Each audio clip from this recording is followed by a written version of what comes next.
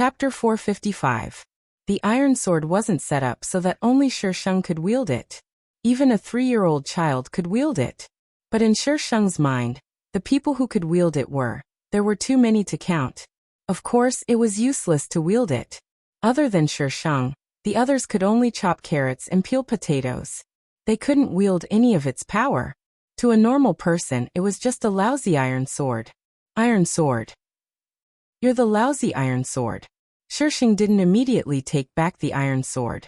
How dare you take I's sword? Then I'll serve that ancestor well. Ming Jin walked out with the iron sword. The youth immediately went up to him and looked at the sword curiously. Master, this sword. Where did it come from? You'll be caught if you carry a sword in the palace. Ming Jin covered the iron sword with his jacket and walked out very naturally. Shisheng was in a bad mood. He didn't linger in the Jade Pavilion and climbed out of the academy with a confused Tao Qin. They'd just climbed down the wall when they heard footsteps behind them. Behind them was a long palace path with nowhere to hide. Shisheng stood motionless. Tao Qin looked nervous, but she didn't dare to run. If she ran behind them, they'd be discovered. Soon, people came out from around the corner. It was Lu Ruo and a 5 or 6-year-old child. The child was wearing a prince's robe. He was probably Yuan Sun's only son. Yin Jieyu. Lu Ruo was shocked to see Shisheng standing in front of her. Why was she here? Wasn't she grounded by His Majesty? Even concubines couldn't appear here without permission. She had His Majesty's permission to pick up the little prince here. Shisheng glanced at her, then turned to leave. How dare you, Yin Jieyu? You didn't even greet Her Majesty Jowie. Shisheng paused, then turned his head. I didn't even greet His Majesty. You want me to greet her? Does she think she's as beautiful as a fairy? So you have to greet someone as beautiful as a fairy? Lu Ruo stopped the palace servant from speaking and shook her head slightly. Shisheng harumphed coldly and swaggered away. Nyang nyang, she's a pure jade now. Yet she dares to be so disrespectful to you. Why did you stop me just now? Have you forgotten Consort Shu's lesson from last time? She had directly thrown her into the water. Consort Shu had been bedridden for half a month. This Zhuang Qiong was simply like a lunatic. The Shisheng still lived in the former palace, but there were very few people in the palace. She didn't see anyone serving her when she returned. Your Highness, don't be angry. When you're favored again in the future, we'll slowly deal with these people who act according to the wind. Tao Qin complained. Shisheng did not respond. She did not care about these people at all. Shisheng asked after they entered the main hall. Who is Ming Jin? Do you know him? Huh. Tao Qin exclaimed in surprise. When she met Shisheng's gaze, she reacted. Ming Jin? The young master we met just now is young Master Ming? Ming Jin, the eldest son of the Xiliang Kingdom, was sent to the East Jin Kingdom as a hostage 20 years ago. It was said that he was still an infant at the time. 16 years ago, he was sent to Yunin Temple and only returned to the capital a year ago. It's said that young Master Ming is handsome and confident. He's skilled in both civil and military matters, and is proficient in the 4 arts. It's a pity that he's not from the East Jin Kingdom. A retard, Shisheng commented. A slightly dangerous retard. So other than retards, there's only one more retard in the host's eyes? You're the best in the world. Why don't you go bomb the Milky Way? There's something wrong with the host's brain. Identification complete. System, are you saying bad things about I? The system was in a mess. The host has already unlocked the ability to decipher the system? Tao Qin. Master, do you know how many people in the capital want to marry this young Master Ming? That night, a group of imperial guards suddenly barged in. Shisheng held a bowl and looked at the people who had barged in with a dumbfounded expression. Imperial guards could be summoned just by eating a meal? Yin Jieyu, His Majesty summons you for an audience. Yuan Sun, what are you up to now? Where's I's sword? Oh right. The sword was snatched away by a retard. When the imperial guards saw Shisheng continue eating, they couldn't help but mutter to themselves. Isn't this Yin Jieyu too calm? Yin Jieyu, Shisheng glared at them fiercely. You're about to die, yet you're still letting us eat. What are you yelling about? Imperial guards. You're not about to die either. Perhaps because Shisheng was too fierce, the imperial guards really did wait for Shisheng to finish eating. It was the hall of declaring peace again. When Shisheng entered, the already tense atmosphere became even more tense. It was as if the air had stopped flowing. Yuan Sun, dressed in a bright yellow dragon robe, sat at the head of the table with a dark expression. His eyes were sharp, and he exuded the aura of a bully.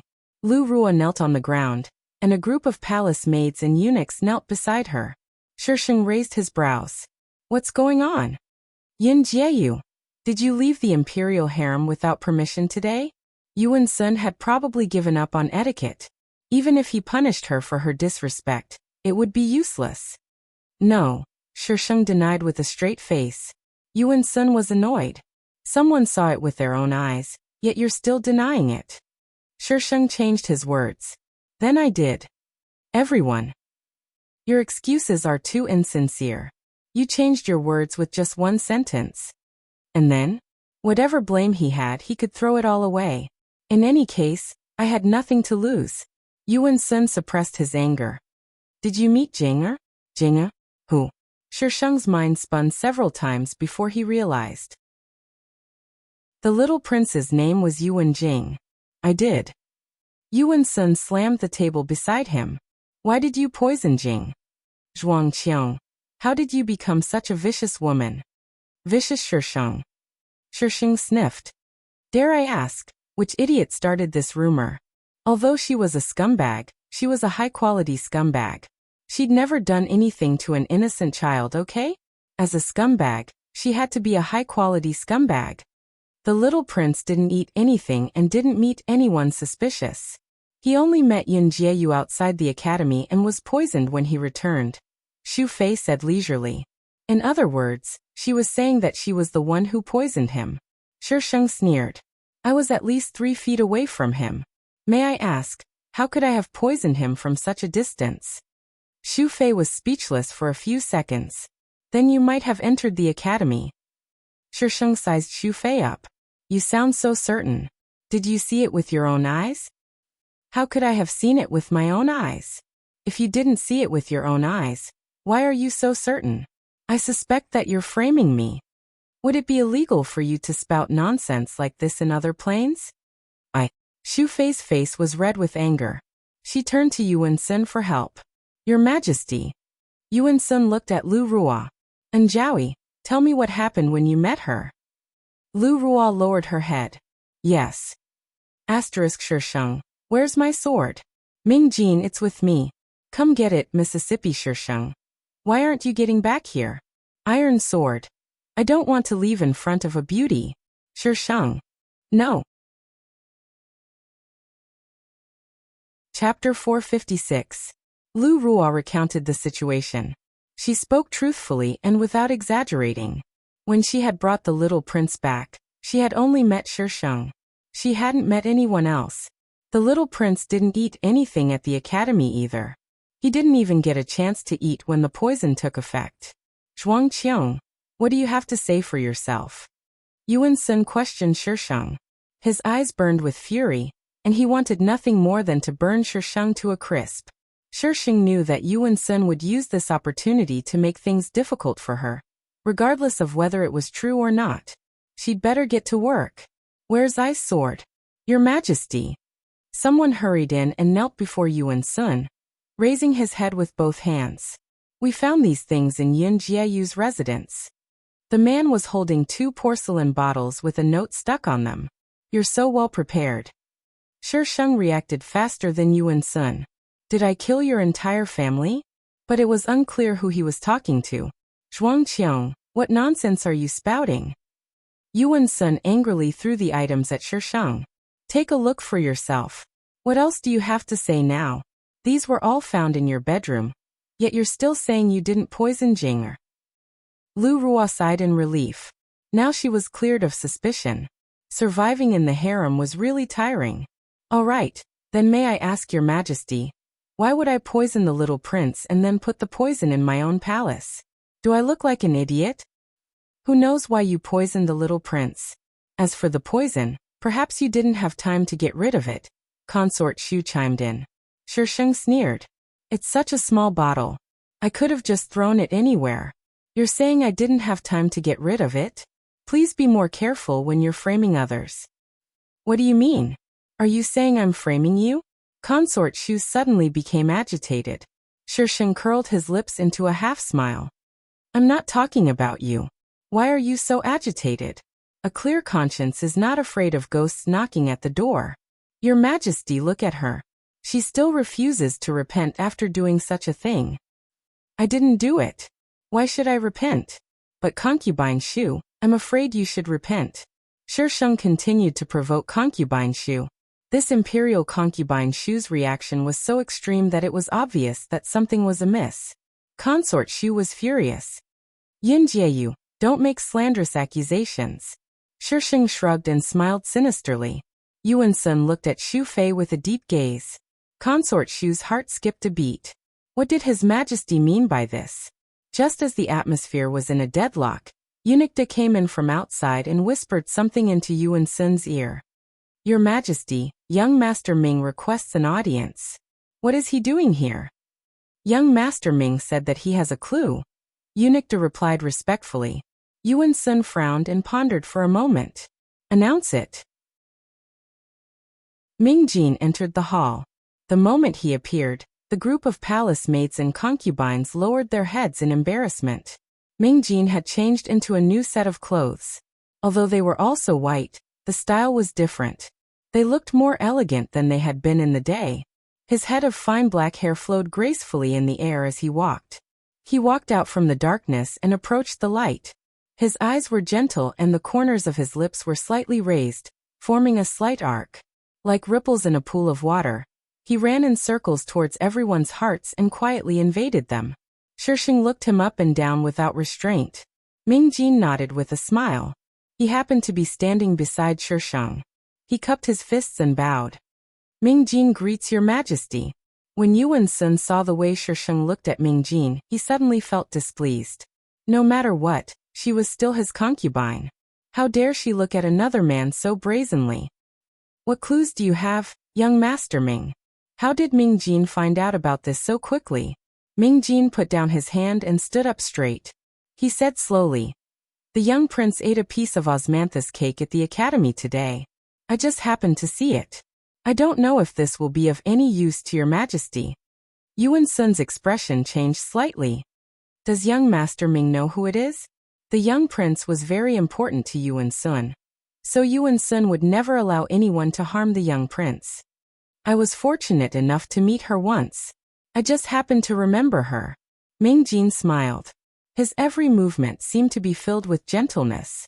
Shisheng was impressed that he could bring the word gentleness to such a level. Most of the supporting male leads in novels were the gentle type. However, their gentleness was completely different from Ming Jin's.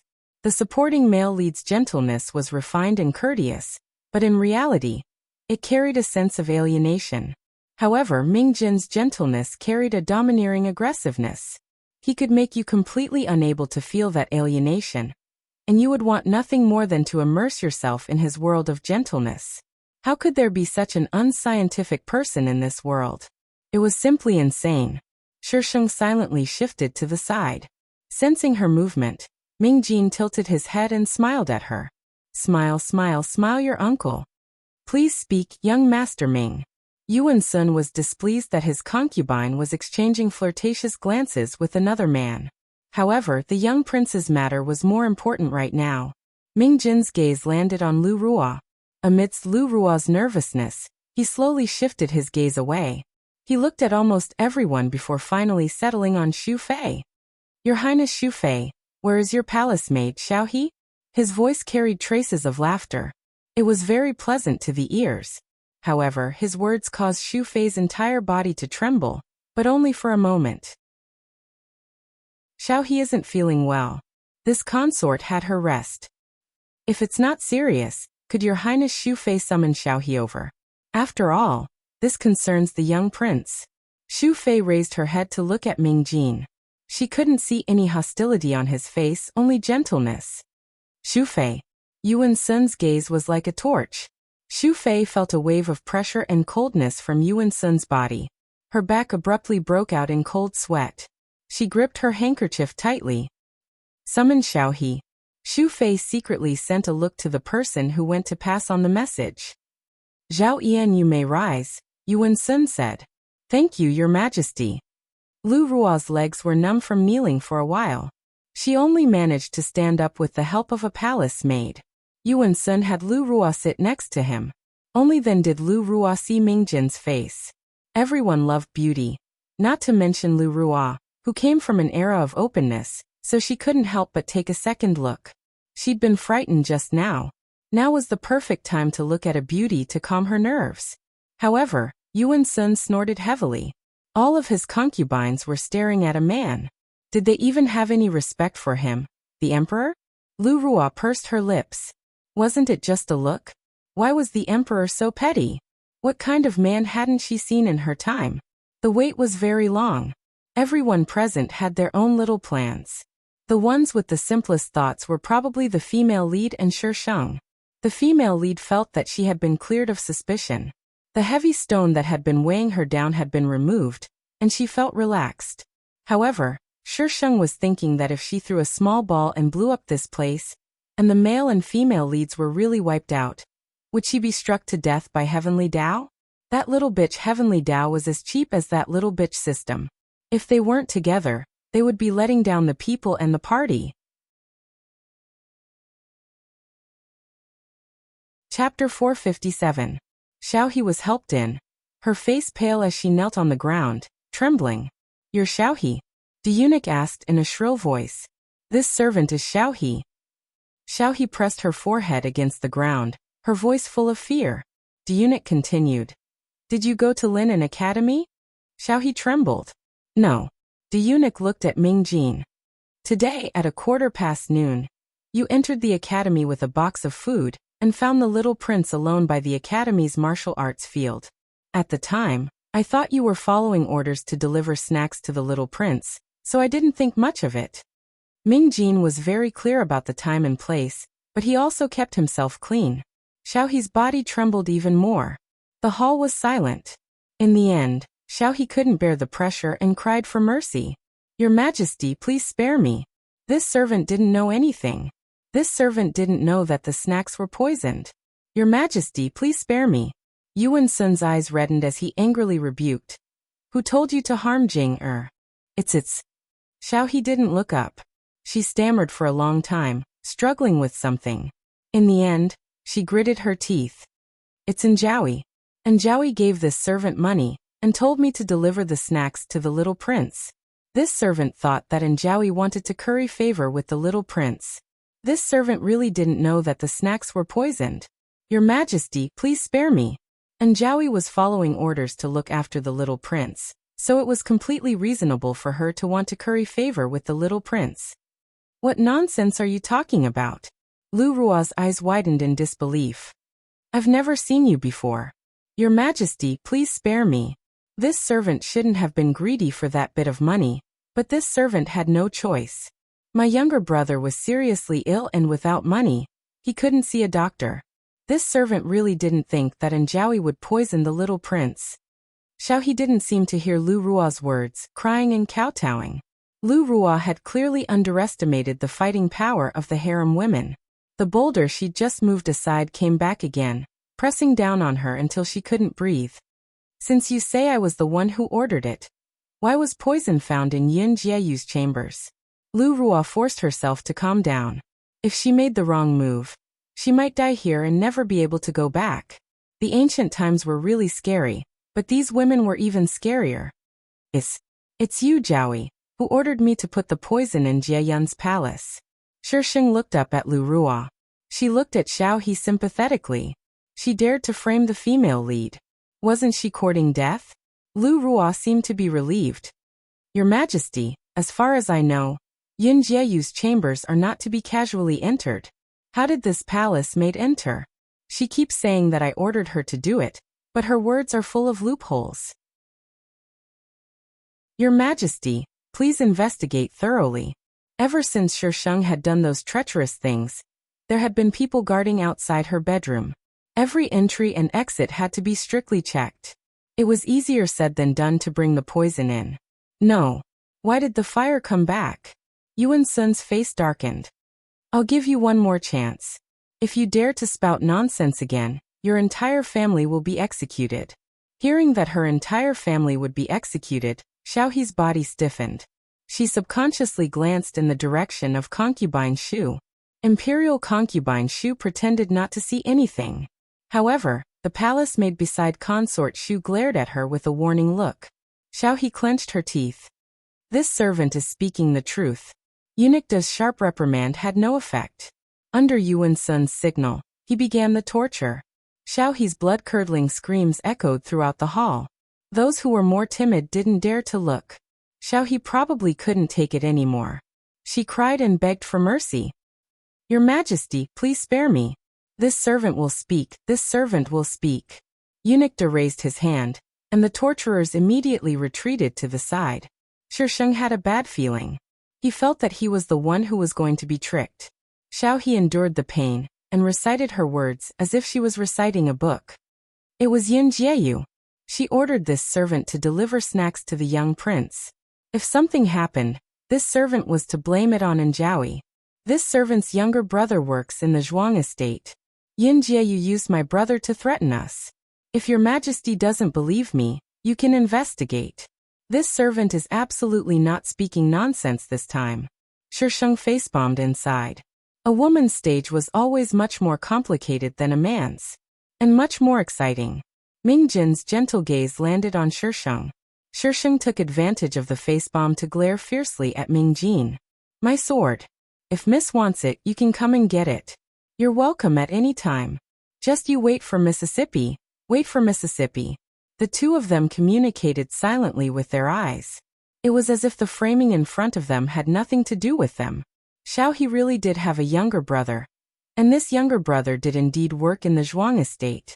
Xiaohe's testimony also proved that Shisheng was the one who put the poison there himself. If something happened, the poison would be too obvious. It would be easy to suspect that it was a framing. After all, no one would be so stupid as to put poison in their own bedchambers. Yin Jieyu, what else do you have to say? Yuan Sun probably wanted nothing more than to drag Shisheng out and behead him. Shisheng took 2 steps toward Xiaohe and bowed slightly. You said I threatened you? Xiaohe didn't dare to meet Shisheng's eyes, and she nodded randomly. Shisheng looked at his hands, then suddenly reached out and grabbed Xiaohe's neck. Yin Jieyu, how dare you? The Gonggong immediately shrieked. Are you trying to silence me in front of so many people? Shisheng took out a sword and pointed the blade at Yuan Sun. Your Majesty, did you forget what I said? Yes, you forgot. Then I'll say it again. If I want to kill you, I have plenty of ways. Don't move. Shisheng's words were like a key to unlocking his memories. Memories of that day suddenly surged up like a tidal wave. Yuan Sun's face was as black as the bottom of a pot. Yin Jieyu, are you trying to rebel? Protect the Emperor. Protect the Emperor. Hurry and protect the Emperor. The Gonggong shrieked at the top of his lungs. The people around them hadn't expected things to develop like this, and they all squeezed toward Yuan Sun. Only Ming Jin was left standing on Shisheng's side. The Imperial Guards surged in from outside and surrounded Shisheng and Ming Jin. Lu Rua's face was a bit pale. She retreated and communicated with her system in her mind. How did she take out that sword just now? Does she have that kind of space you mentioned?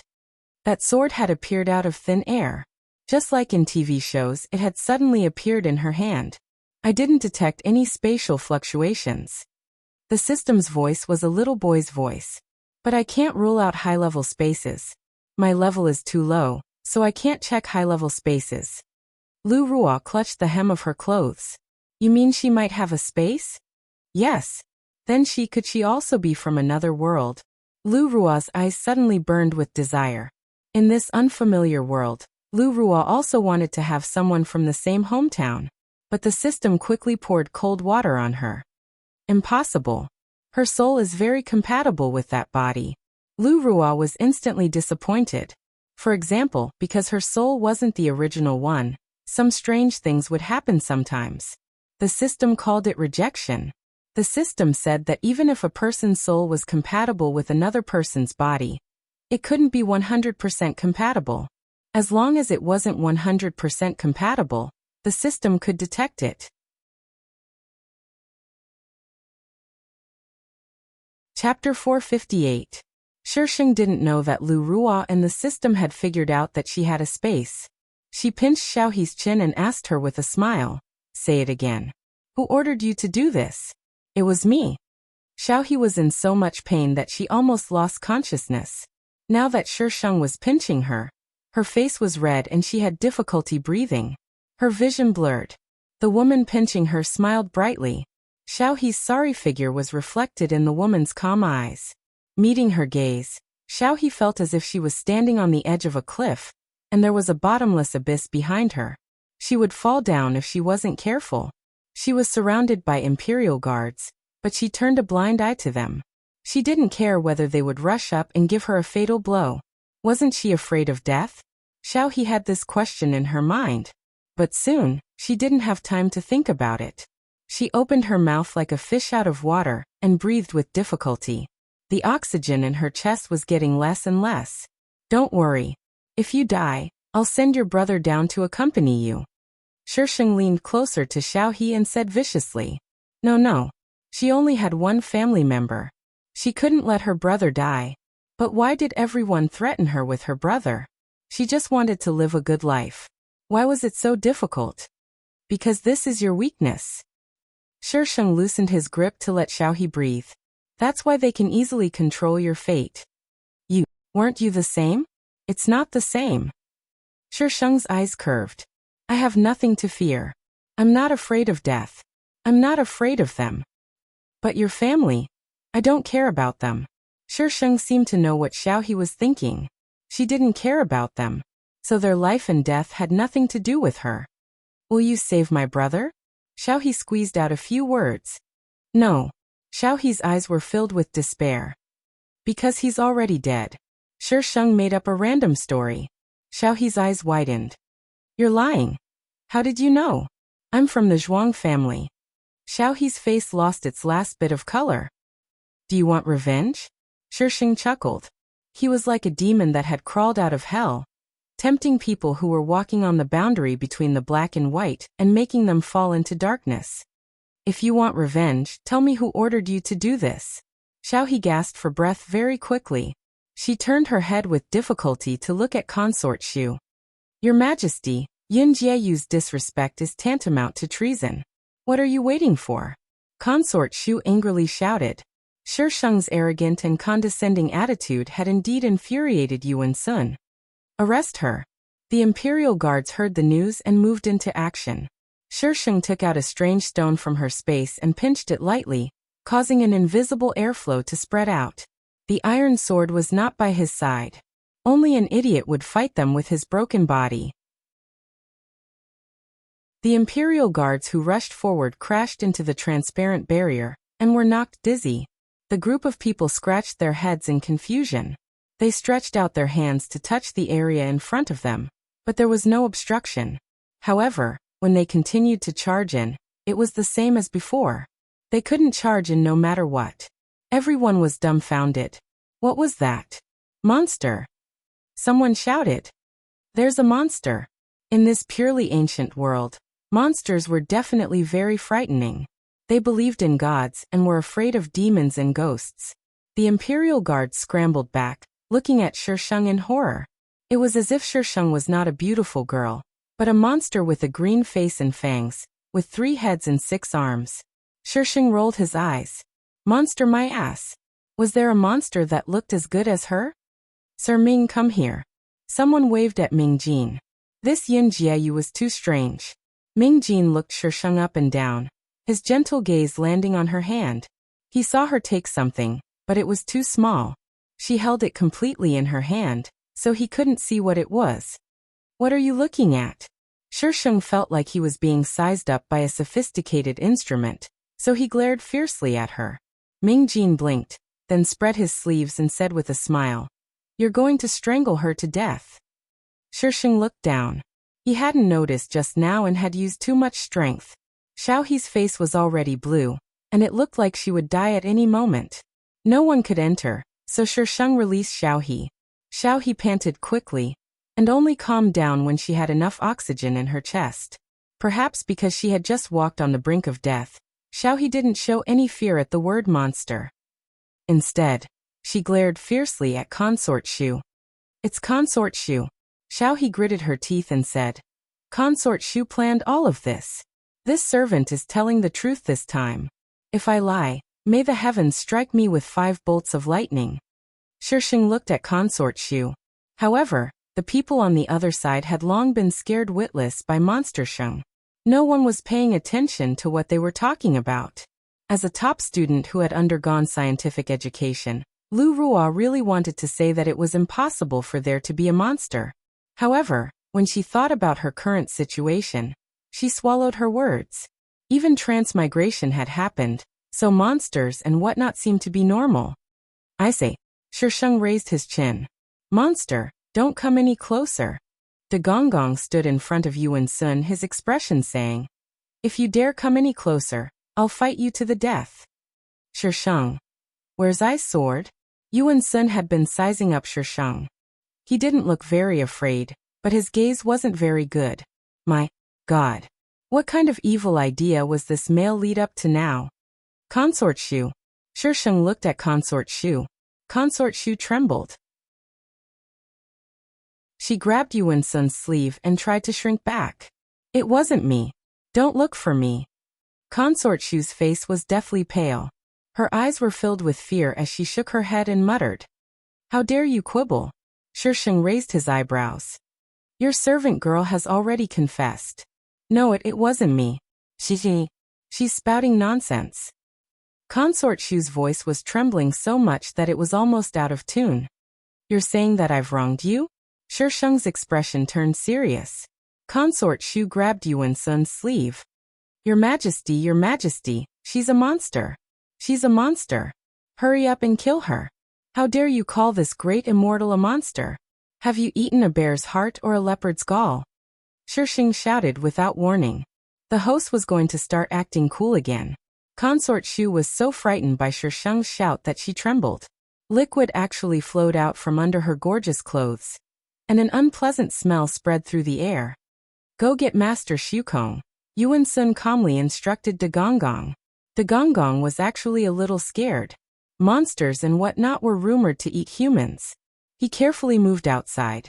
Seeing that Shisheng had no intention of stopping him, he ran out of the main hall as fast as he could. De Gonggong's entire body went limp after he left the main hall. There's a monster. There's a monster. Look for Master Shukong.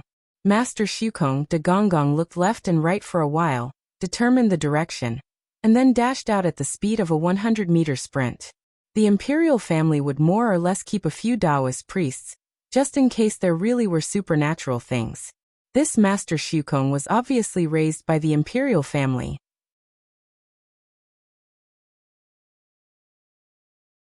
Chapter 459. Master Shukong was very thin and looked to be in his 30s. He was dragged into the air by eunuch Da. When he came in, he was panting, and his beard was sticking up into the sky. That's her.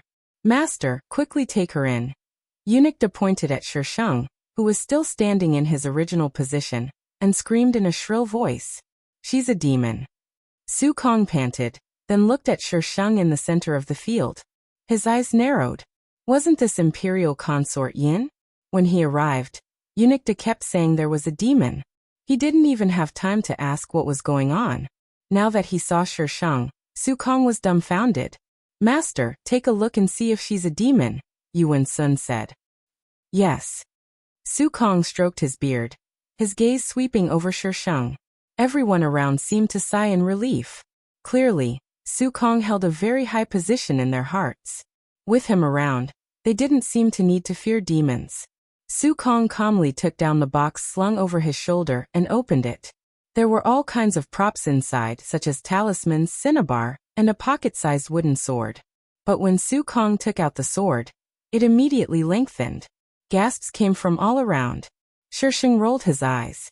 That wooden sword was obviously specially made, the kind that could shrink. Shisheng looked coldly at Shukong, who was busy there. Someone placed an altar in front of him. There was nothing else on the altar except a piece of yellow paper. "Sir, please stand a little further away," Su Kong said to Ming Jin after setting up the items. "Maybe I'm a demon too?" Ming Jin replied with a smile. Su Kong's face darkened. He looked at Yuan Sun. Yuan Sun nodded slightly, indicating that he didn't need to worry about him. Only then did Su Kong close his eyes and mutter to Shisheng. Shisheng looked askance at Ming Jin. What was this man trying to do? Ming Jin smiled at Shisheng. Shisheng rubbed the stone in his hand with his fingertips, then gave him a sinister smile. The entire hall was silent. Everyone's attention was on Su Kong. Following Su Kong's voice, the yellow paper on the table began to change. Red words appeared. The words looked like they were written by a dog. Shisheng did not recognize them. However, Void's expression changed drastically. "Your Majesty, there is indeed demonic qi. It really is a monster. We've been living with monsters for so long. It's so scary." "Master, why aren't you taking her in?" Eunuch urged the Void. Void nodded and took out an empty bowl from the box. First, he cut his wrist to let out some blood. Then, he put some strange things in it. "Shisheng, if there really is a demon here with your formation, who knows how many times you would have died. Evildoer, die." Su Kong roared loudly as he pointed his wooden sword at Shisheng. He splashed the bowl of blood at Shisheng. Ming Jin's body moved slightly, but in the next second he paused. The viscous blood was blocked in midair, as if it was splashed on glass, slowly flowing down from the Void. The Void was not here before, so it was obvious that it did not know that there was a transparent barrier there. This time, Su Kong was dumbfounded. "I didn't look for you. How dare you come in front of me and pretend to be a ghost?" Shisheng imitated the Void and roared back. Su Kong's eyes turned, and he felt a little weak. Did he really meet a fellow disciple with real abilities? He couldn't even get close to her. Was this the legendary enchantment? Su Kong's heart began to pound. His eyes darted around and his legs trembled. "What's going on? Master, quickly take this monster in?" Eunuch urged Su Kong. Su Kong braced himself and continued. However, no matter what he did, Shisheng stood firmly in front of him. Su Kong was so anxious that he broke out in cold sweat. What should he do? He didn't know how to take in a monster. He hadn't even seen one before. Usually it was just a trick to scare people. However, he had never done anything heinous. "Kneel down," Shisheng scolded. Su Kong felt guilty. He was suddenly yelled at, and his body was out of control. He knelt down with a plop. "Tell me, which sect are you from? How dare you come here to swindle people? Scum like you, I will enforce justice on behalf of the heavens today." Shisheng felt a chill in his heart. This line was really too immoral. Everyone was dumbfounded. What was going on? Why did Master Su Kong kneel down? Why did Yun Jieyu call herself a great immortal again? Su Kong didn't have any real ability. What happened just now had caused him a lot of psychological trauma and deterrence. He naturally thought that he had met a powerful person from the same sect. He didn't dare to talk nonsense and immediately reported his sect. Shisheng hooked his finger at him. Su Kong was about to jump out of his throat, but he still carefully moved to Shisheng's side. Everyone watched as Shisheng pulled out a piece of paper and a pen as if she was performing a magic trick.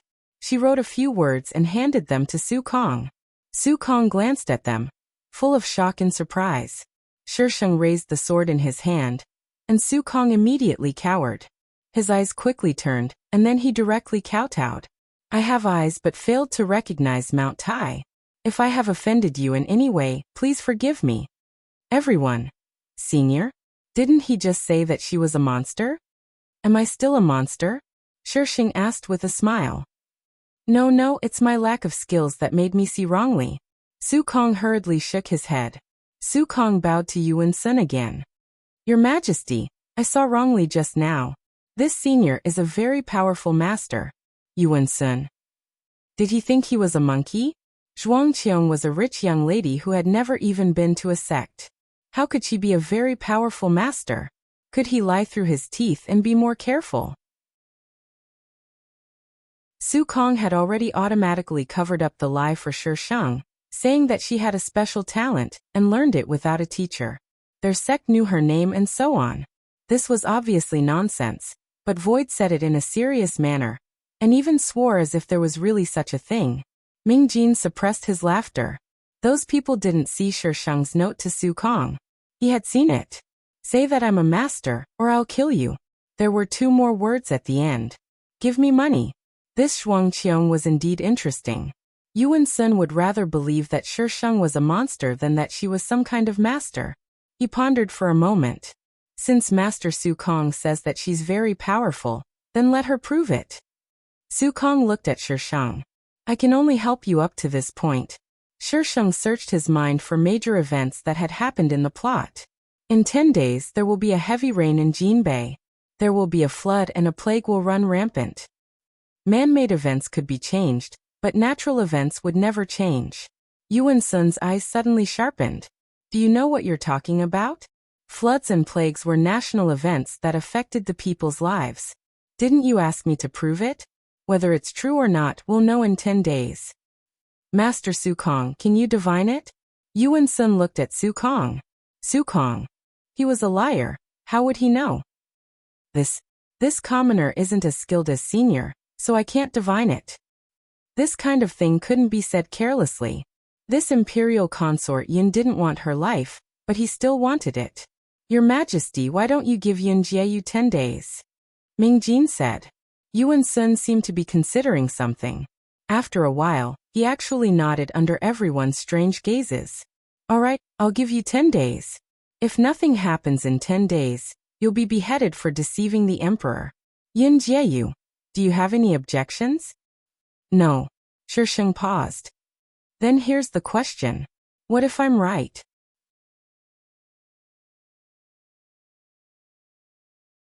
Chapter 460. Yuan Sun looked at Su Kong and said in a low voice, If you're right, I'll promote you to Imperial Noble Consort. He didn't believe Zhuangqiong was capable of that.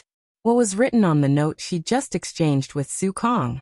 It was Su Kong's behavior just now. There was clearly something fishy going on. Anyone with a bit of intelligence wouldn't believe it. Who cares about your noble consort? If I'm right, you can make me a state preceptor. I won't be your consort anymore. State preceptor? How can a woman be a state preceptor? Is Yin Jieyu really not a monster? Even if Yin Jieyu isn't a monster, she must have been possessed. That's right. How can a woman be a state preceptor? Yuan Sun clearly hadn't expected Shishang to make such a request. State preceptors always had a high status and had to be powerful. However, they didn't have any real power. It was a pretty but impractical position. And a woman becoming a state preceptor? Really, there wasn't one. However, what she'd done just now made Yuan Sun hesitate. All right, I promise you. He didn't believe that this woman had such great ability. He wanted to see what she was trying to do by pretending to be mysterious. Your Majesty, you can't. Your Majesty, how can you agree to her request? Yin Jieyu must be possessed. Your Majesty, enough. We'll see the results in 10 days, Yuan Sun shouted. Today was supposed to be an investigation into the person who'd poisoned his son. Who knew this would happen? Then here's the problem. How should we deal with Consort Shu? Put Consort Shu under house arrest. We'll discuss it later. Your Majesty, it wasn't this consort. It was this monster who framed me. Consort Shu snapped out of her daze and grabbed Yuan Sun's arm. Your Majesty, please believe me. It really wasn't me. Yuan Sun pushed Consort Shu away. Take Consort Shu back to the palace. Xiao He was also taken away. This matter couldn't be settled so easily. Send Yin Jieyu back to the palace. Yuan Sun looked at Shishang. Stay in the palace for the next 10 days. That won't do. I'm a monster. I have to eat people. Shishang replied seriously. Yuan Sun. Someone come. Drag this woman out and behead her.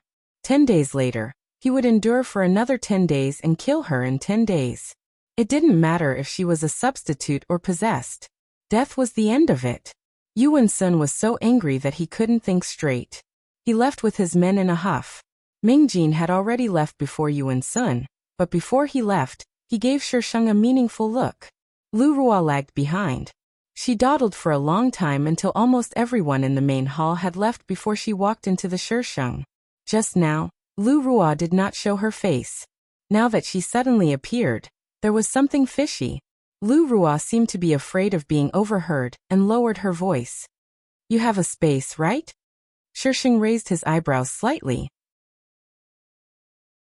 She hadn't avoided anyone when she'd taken out her sword.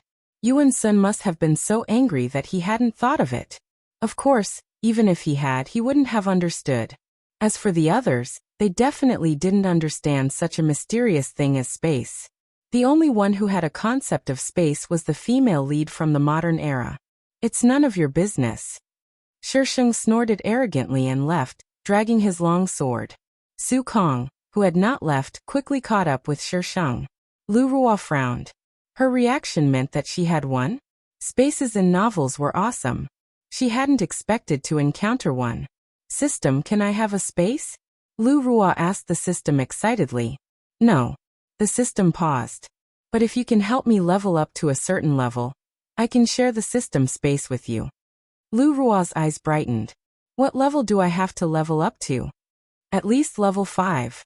Lu Ruo's face darkened. She was only level 1 now. Who knew when she'd reach level 5?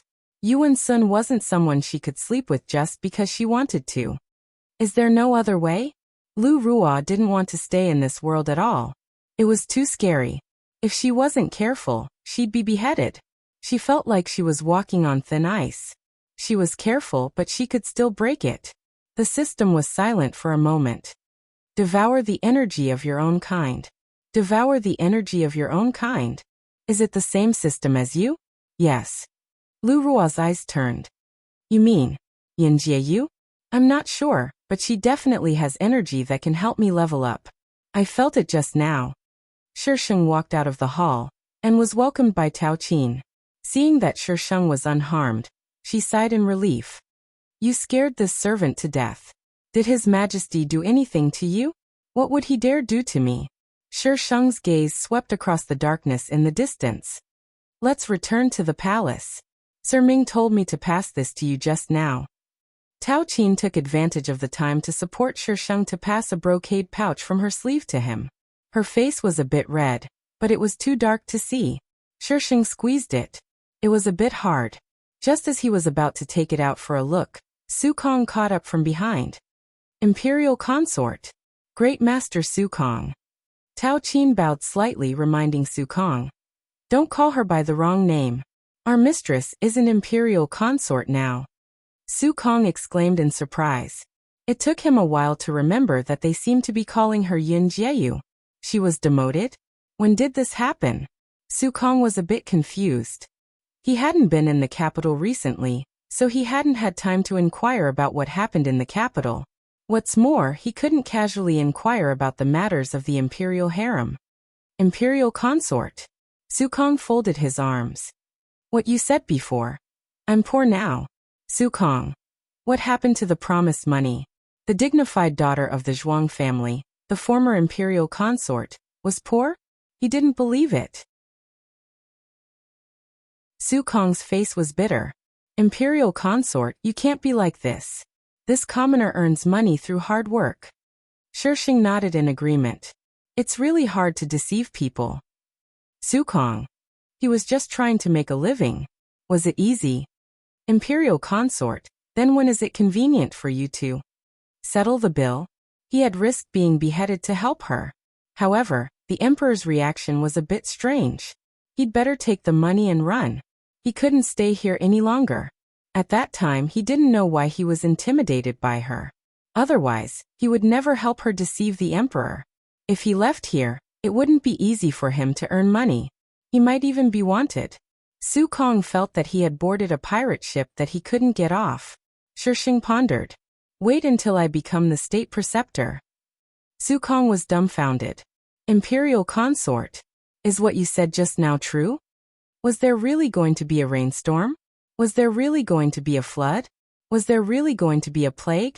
Su Kong thought that this was just Shisheng's delaying tactic. Do I look like I'm joking? Su Kong took a few bold glances under the faint light beside him.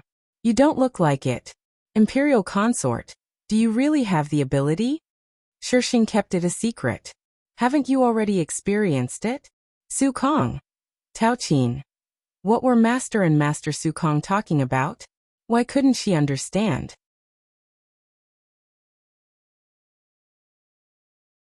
Chapter 461. Shisheng dismissed the dumbfounded Su Kong. When she returned to her quarters, she took out the brocade pouch Ming Jin had given her. The pouch was green, but it was embroidered with a dragon-shaped pattern. What the hell? This Ming Jin was very arrogant. He actually dared to use a brocade pouch with such a pattern. Shisheng opened the pouch. There was a jade pendant and a small slip of paper inside. On it was written, "A token of love." My God. He even dared to flirt with the emperor's concubine. Shisheng took the jade pendant and looked at it. It looked quite valuable. Tao Qin. Master. Tao Qin was making the bed when she heard Shisheng call her. She immediately jogged over. Give this to Su Kong. Settle the bill and we're even. Master, it's Master Su Kong, Tao Qin corrected. Whatever. Hurry and go. Tao Qin had never seen this jade pendant before, and was somewhat curious. However, Shisheng had told her to give it to Master Su Kong, so she didn't dare delay. The road out of the palace was very long. If she chased after him now, she should be able to catch up. Ming Jin walked out of Yangxin Palace. The bright moonlight cast a long shadow on his figure, which overlapped with the swaying shadows around him, making him appear somewhat sinister. Master, you were too impulsive just now. The youth draped a cloak over Ming Jin and spoke in a low voice. Master had actually spoken up for Yin Jieyu just now. Wouldn't this make the emperor suspicious of them? Ming Jin gathered the cloak around him. The night breeze brushed past his cheeks, causing his fine black hair to flutter. His voice was scattered by the night breeze. It's a waste of youth if one isn't impulsive. Master, don't forget. Ji Yuan. Ming Jin softly interrupted him. Ji Yuan knew he'd misspoken. This was the palace, and a single wrong word could bring disaster upon them. The palace was silent in the middle of the night. Ming Jin slowly walked out of the palace. Ji Yuan gave the imperial guards money, and had them open the door for them. Wait. Void rushed out from the darkness. When he was in front of them, he slowed down his pace and strode out in front of the imperial guards with his head held high. The palace doors closed with a heavy thud. Su Kong greeted Ming Jin. Sir Ming, what a coincidence. Ming Jin nodded slightly, but his gaze suddenly paused. Why is Master's jade pendant with you? Ji Yuan took the initiative to strike first and rushed over to grab the jade pendant in Su Kong's hand. Kong Su tightened his grip on the jade pendant. This was given to me by Yin Jieyu. Why is it your master's? Yin Jieyu. Ji Yuan froze for a moment, then flew into a rage. Nonsense. How could Master's jade pendant be with Jieyu? The two of them each held onto one end of the jade pendant, neither of them willing to let go. Ming Jin took out a stack of banknotes from his sleeve and handed it to Su Kong. I'll give you banknotes in exchange. Seeing the banknotes, Emptiness's eyes lit up. He took the banknotes and looked at the amount before returning the jade pendant to Ji Yuan with a smile. Since it belongs to young Master Ming, I'll return it to young Master Ming. His master had to use money to redeem his own things. And this stinky Taoist actually dared to say that he would return them to his master after redeeming them. It's getting late. I'll take my leave first. Void pinched the banknotes and ran away quickly. He had to leave this troublesome place quickly. Master. Ji Yuan wiped the jade pendant clean and handed it to Ming Jin. This jade pendant? Why was it with Jieyu? I gave it to her. Ming Jin sighed. Unfortunately, she didn't want it. Master, don't mess around. How could you give this jade pendant to Jieyu? She's His Majesty's concubine. Ji Yuan exploded. Of all the women out there, why did Master take a fancy to His Majesty's woman, and even give her such an important item? So what? Master, are you even listening to him? She's His Majesty's concubine. Ji Yuan raised his voice. The cool moonlight enveloped Ming Jin's face, and the gentleness in his eyes was tinged with coldness. He turned his head slightly, and the shattered moonlight rippled in his eyes. He gazed at the majestic imperial city, and his lips moved slightly. So what? Ji Yuan was so angry that he panted heavily. But there was nothing he could do. Once Master set his mind on something, there was basically no turning back. Just what was so good about that Zhuang Qiong that she was Ming Jin and Ji Yuan had just stepped into the residence when they were stunned by the mess in the courtyard. Were these bandits invading the village? Sir, a disheveled manservant stumbled out. Sir, you finally returned. What happened? Ji Yuan asked anxiously. The manservant panted, then pointed in the direction of the commotion. The sword sir brought back over there. It's very strange. Sword? Ming Jin headed in that direction. Ji Yuan didn't have time to ask, hurrying to catch up with Ming Jin. The iron sword, glowing with a cold light, was floating in the air. The surrounding buildings had been completely destroyed. A few servants stood in the distance, pointing at the iron sword. When Ming Jin arrived, a group of people immediately surrounded him. Sir, is this sword the legendary divine weapon with a spiritual consciousness? Not long after Master left, this sword had displayed its divine might. Anyone who dared to stop it would definitely be cut down. Ji Yuan examined the iron sword. Sir, you brought this sword back from the academy. Who does it belong to? It could actually float in the air on its own. Ming Jin's eyes narrowed. The iron sword hacked at his house like it was chopping up carrots. He'd tested it in the afternoon, but it wasn't as sharp as it looked. So, this sword really did have a spiritual consciousness? It was rumored in the Jianghu that divine weapons would develop their own spiritual consciousness, but it wasn't true. No one had ever seen it, so it was only a rumor. This was definitely the first iron sword he'd ever seen with a spiritual consciousness. Sir, hurry and stop it.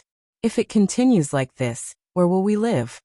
In the end, evidence of consort Shu's poisoning was discovered. Yuan Sun didn't take her life out of consideration for her family, but she was still banished to the cold palace. The little prince's life wasn't in any danger, but Lu Ruo was punished by Yuan Sun for failing to watch over him. Tao Qin reported this news to the Shisheng. Ever since Yuan Sun gave her 10 days, no one had poisoned her, tried to blackmail her, and the Shisheng had a rare few days of peace. Master, tomorrow is the last day. Would the things that Master said really happen? What's the rush? It'll take a few more days for the news to reach us. The Shisheng's tone was relaxed. Did you find out what I asked you to find out? I did. There's never been a palace called Weiyang Palace. The Shisheng fell silent. Master, what exactly are you looking for? Tao Qin was truly curious. If only I knew what I was looking for. The Shisheng collapsed onto the table, dejected. System, do you dare give me another hint? This two-word hint was too damn deceptive. He had no clue at all. Host, don't you think you're smart? It's time to test your IQ. Go Pikachu. Where's Ice Sword? Oh right, it was still hacking at Ming Jin's house. The iron sword only worked at night and didn't work during the day. That was why those people repaired it during the day and destroyed it at night. But Ming Jin still hadn't returned the iron sword to her. Scared.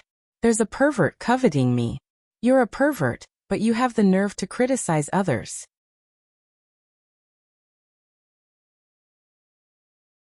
Chapter 462. Master, Lord Zhuang is here. Shisheng was just about to go to bed when Tao Qin suddenly ran in from outside, looking nervous. He can enter and leave the harem as he pleases. Shisheng was surprised. This Lord Zhuang was quite impressive. He had been sending him messages before, but Shisheng's replies were either infuriating or not at all. Most of the people around her had been cleared out, so Zhuang Fu couldn't sit still and naturally ran into the palace. Because he was entering the palace without permission, Zhuang Fu was very careful, even looking left and right after entering the room. Xiaoqiong. Zhuang Fu saw Shisheng sitting on the chaise lounge without any intention of greeting him, so he couldn't help but scold him with a dark expression. Master. Tao Qin seemed to be a bit afraid of Zhuang Fu and kept shooting glances at Shisheng. Shisheng looked up slightly and said calmly, Father, aren't you afraid that His Majesty will see you entering the palace in the middle of the night? Zhuang Fu's expression softened, probably thinking that Shisheng was concerned about him. I'm here to see you. Zhuang Fu took a few steps forward. How have you been? Father, Don't you know whether I'm well or not? Although the people in her palace had been removed, Zhuangfu still had people planted around. Zhuangfu frowned. There was something wrong with this daughter of his before, and now it seemed even more so. Could it be that she was possessed? Zhuangfu sized up Shisheng without batting an eyelid, then asked tentatively, Xiao Qiong, do you still remember what you said to me when you were young? Shisheng sat up and looked at Zhuangfu calmly. So what if I remember, and so what if I don't? Zhuangfu frowned even harder. Xiao Qiong, don't forget your mission. Shisheng grinned maliciously. Do you really think Yuan Sun is that stupid? He's been guarding against you for a long time. How could he have touched me? You're saying that Yuan Sun has been guarding against me for a long time. Zhuangfu was astonished. Why else do you think I haven't gotten pregnant after so many years in the palace? In the past, the original Zhuangqiong was shy and wouldn't tell Zhuangfu that Yuan Sun hadn't touched her. Zhuangfu only thought that the original Zhuangqiong was disappointing and couldn't get pregnant. Zhuangfu's expression turned serious. He hadn't expected Yuan Sun to be on guard against him. Yuan Sun hadn't shown any signs of being on guard against him in court, and he was also very fond of Zhuangqiong. When had he started to be on guard against him? Zhuangfu calmed down. What happened a few days ago? Shisheng spread his hands and said, someone framed me, and someone took advantage of the situation. That's it. Imperial concubine Shu was the one who had framed her. The one who took advantage of the situation was Yuan Sun. Both of them wanted her dead, so they didn't need to sleep together to reach an agreement. Unfortunately, Consort Shu had not taken into account Ming Jin, who had suddenly appeared, and Shisheng, who did not play by the rules. Don't act rashly. Wait for me to send you a message. Zhuangfu hurriedly left after saying that. Yuan Sun had ordered that Shisheng and Yuan Sun's bet be kept a secret. Those who had been present that day were either Yuan Sun's trusted aides or had been silenced. As such, Zhuangfu didn't know about it. He went to the palace today only because Shisheng was behaving abnormally. But now that Shisheng had thrown out such a question, Zhuangfu couldn't care less about whether Shisheng was behaving abnormally. If Yuan Sun really knew about it, then he must have made arrangements in secret for all these years. This was very disadvantageous for the Zhuang family. He had to go back and discuss it with his subordinates. Master Yu? Tao Qin wanted to say something, but hesitated. Her expression was very complicated. Master's recent behavior had been too abnormal. Shisheng glanced at Tao Qin. Scared? Perhaps I've really been possessed. If you're scared, then leave. Tao Qin lowered her head and replied in a muffled voice. Master, this servant is just curious. Just take it that I've had enough of being manipulated by these people, and want to manipulate others. Shisheng waved his hand and said nonchalantly, you can also take it that I've changed into someone else. Tao Qin stared blankly at Shisheng, and didn't come back to her senses for a long time. The next day, Eunuch Da and the imperial guards were waiting outside the bedchambers early in the morning. Shisheng's face was full of impatience. What are you doing so early in the morning? Eunuch Da pinched his thumb and middle finger together and shrieked. Yun Jieyu, today is the last day. Are you crazy? You have a freaking phone? News from Jinbei can be sent over today? Eunuch Da was a bit confused. What was a phone? Although Eunuch Da didn't understand a phone, he still understood the meaning of the sentence. It would take 3 days and 3 nights to travel from Jinbei to the capital. Eunuch Da hurriedly sent someone to ask Yuan Sun for instructions. Yuan Sun was in a bad mood because his intelligence was being looked down upon.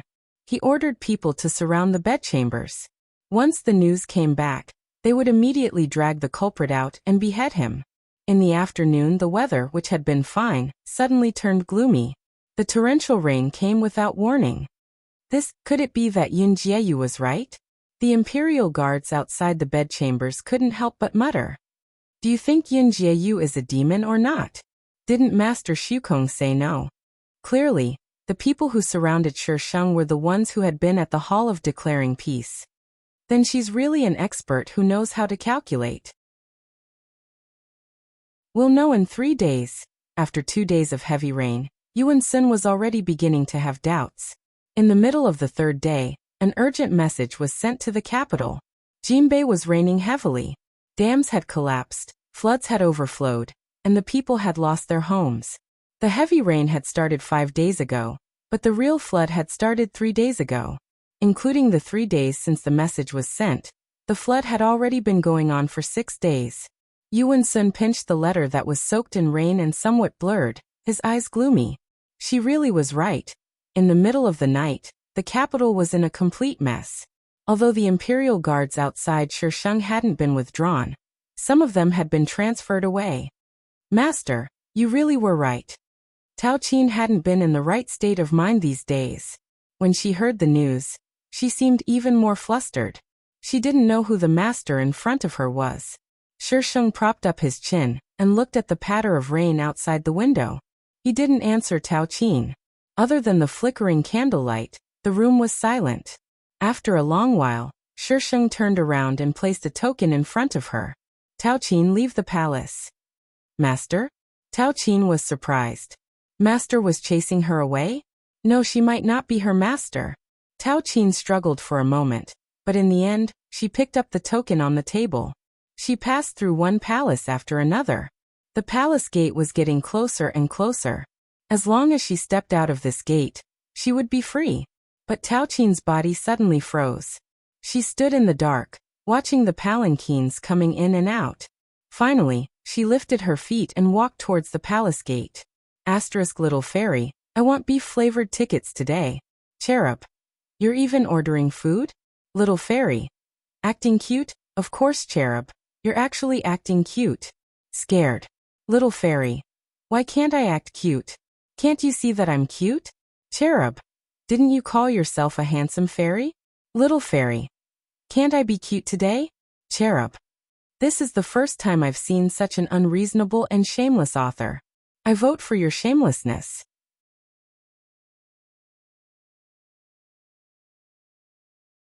Chapter 463. Yuan-sun was busy dealing with the natural disaster, and didn't have time to bother with Shisheng. Shisheng didn't bother to show off either, and just stayed in his palace all day, eating and drinking as he pleased.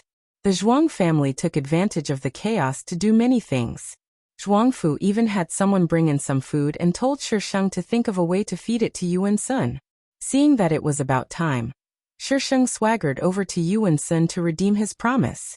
Yuan-sun had suppressed this news back then, probably thinking that even if Shisheng was right, he wouldn't have to admit it. But Yuan-sun hadn't expected Shisheng to barge into the throne room. Even the imperial guards behind him couldn't stop him. Zhuangfu was also astonished. He clearly didn't know why Shisheng had barged in at this time. Compared to the confused ministers, Yuan-sun was much calmer. Zhuangqiang, what are you trying to do by bringing a sword to the throne room? The emperor's faction immediately stood out to berate Shisheng. Shisheng held the iron sword and tilted his head slightly to look at the scolding old man. A faint smile spread across his face. I'm not going to do anything to you. Don't be nervous. You. Lord Zhuang, what a good daughter you've raised. She even dares to bring a sword to the throne room. Is your Zhuang family thinking of rebelling? Lord Song, don't make false accusations. This official is loyal to His Majesty and has no other intentions. Zhuangfu immediately expressed his loyalty. That's enough, all of you. Shisheng pointed his iron sword at the people who were about to quarrel. They immediately fell silent. No one spoke. Shisheng put down the iron sword in satisfaction. Why is everything related to rebelling? If I wanted to rebel, would he still be sitting here? Everyone. Isn't he being too conceited? Your Majesty, Yun Jieyu has no regard for the law and is arrogant, despotic and rude. This official requests that Yun Jieyu be punished for her great disrespect. This official agrees. This official agrees. This official. A group of people seconded the motion for Yuan-sun to drag Shisheng out and behead him. Zhuangfu's face darkened as he stared at Shisheng, very dissatisfied with his current actions. Your Majesty, when will you fulfill your promise? Shisheng ignored the group of ministers who seconded the motion. Yuan-sun raised his hand, and everyone immediately quieted down. Yuan-sun looked at the arrogant woman below, and his expression changed unpredictably. This woman, a long while later, Yuan-sun finally spoke under everyone's puzzled gazes. revoke Yun Jieyu's title. The ministers below were overjoyed. Father Zhuang stepped forward, but before he could speak, Yuan Sun's voice rang out again. The Zhuang family's first daughter, Zhuang Qiong, has been conferred the title of state preceptor. Yuan Sun really couldn't find any words to describe her. The hall was silent for a few seconds. Then the entire imperial court exploded. How could a woman be the state preceptor? Or a woman from the harem? What ability could she possibly have? One had to know that although the state preceptor didn't have any real power, he still had to be capable. Your Majesty, you mustn't. A group of old officials knelt on the ground and wailed. Yuan Sun felt stifled. Do you think he's willing? If this woman really had that kind of ability, he wouldn't dare to offend her. He was the emperor, but he was not a god. Your Majesty, enough. Yuan Sun slammed the table. Many people below immediately fell silent out of fear. Shisheng successfully ascended to the throne of state preceptor amidst all the angry, surprised, shocked and treacherous gazes. It felt good to be the country's quack. When he left the throne room, Father Zhuang wanted to stop Shisheng. Shisheng didn't want to get tangled up with Father Zhuang, so he took advantage of the moment Father Zhuang came over and fled. The state preceptor had a special residence, so Shisheng moved from the harem to the state preceptor's residence. When he moved, a group of concubines from the harem came to watch. Perhaps no one in history had ever been promoted from a concubine to a state preceptor. She was a concubine, but she didn't work hard for the throne of the empress, and actually became some state preceptor. Wasn't there something wrong with her? The crazy Shisheng carried a small bundle out of the bedchamber. A group of girls pointed at her and whispered among themselves. Shisheng flung the bundle over his shoulder and waved at the eunuch waiting outside. The eunuch immediately led the way in the direction of Zhaixing Lu. Why do you think His Majesty agreed to such a rude request? A woman to be the state preceptor? Just wait to be impeached by those old officials. Just wait and see, it won't be long before she. The woman made a beheading gesture. They didn't have a high status in the first place, so they didn't dare to have any other ideas except to be a good wife. No matter what method she used to become the state preceptor, there were plenty of people who wanted to pull her down. They just needed to watch. Zhaixing Lu wasn't far from Linen Academy, which was what Shisheng wanted. It was convenient for her to go to the Jade Pavilion. As for Weiyang Palace, she didn't know what it was. There were only 2 servants in Zhaixing Lu, and Shisheng didn't like too many people, so 2 servants were enough. She either went to the Jade Pavilion as the state preceptor, or looked at the stars and moon in Zhaixing Lu and thought about life. This simple life made a group of people gnash their teeth in hatred. Some people also wanted to do something to Shisheng. However, many people couldn't even enter Zhaixing Lu. Some people who did enter were thrown out in the end. Gradually, fewer and fewer people dared to do anything to Shisheng, and Zhaixing Lu became more and more strange. Zhaixing Lu was especially gloomy at night. Lu Ruo carefully avoided the patrolling guards and crept to the outside of Zhaixing Lu. She looked up at the 2-meter-tall wall, her face full of bitterness. How was she going to get up? Yuan Sun was getting more and more difficult to please recently. He would turn hostile at the slightest disagreement, and the concubines in the harem kept finding fault with her. She just wanted to leave this damned place as soon as possible. The system said that Zhuang Qiong had something that could help it level up, so she had to do anything to get back. Lu Ruo took a deep breath, rubbed her hands, found a better place to climb, and climbed up the wall little by little. She sat on the wall with her legs spread apart. Lu Ruo continued to take deep breaths, and was about to jump down when she heard a voice behind her. What are you doing? Lu Ruo's body staggered and fell straight down, smashing onto the cold ground. Her entire person was stunned from the fall. It hurts? Her waist must have been broken. It hurts. Lu Ruo lay on the ground and could see the wall she was sitting on. A black figure was sitting on the wall. Zhuang Qiong? Lu Ruo said hesitantly. That voice should be her. Why was she sitting on the wall in the middle of the night instead of sleeping? No, there wasn't anyone on the wall when she climbed up. Then when did she come? She didn't notice at all. Shisheng jumped down from the wall and landed silently. Lu Ruo was shocked again. Shisheng, who was pretending to be cool, looked down at Lu Ruo. Why are you climbing I's wall in the middle of the night? I didn't provoke this female lead Sama recently. I didn't even provoke the male lead, so why did the female lead Sama come knocking on my door? Lu Ruo clutched her aching waist and got up. She retorted with some resentment. Why are you sitting on the wall and scaring me? Shisheng snorted. This wall is my territory. I can sit on it whenever I want. You're the one who got scared because you're mentally weak. How can you blame I? Why are you climbing I's wall for no reason? You, mentally weak? She was the one who appeared silently, yet she scared her. Asterisk hashtag text breaks through 1 million and scatters flowers hashtag.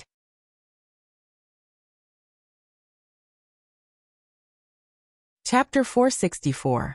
Lu Ruo rubbed her waist. Don't be angry, don't be angry. Business is more important. I want to talk to you. What do we have to talk about? Nothing good came from the female lead. I know you have a space on you.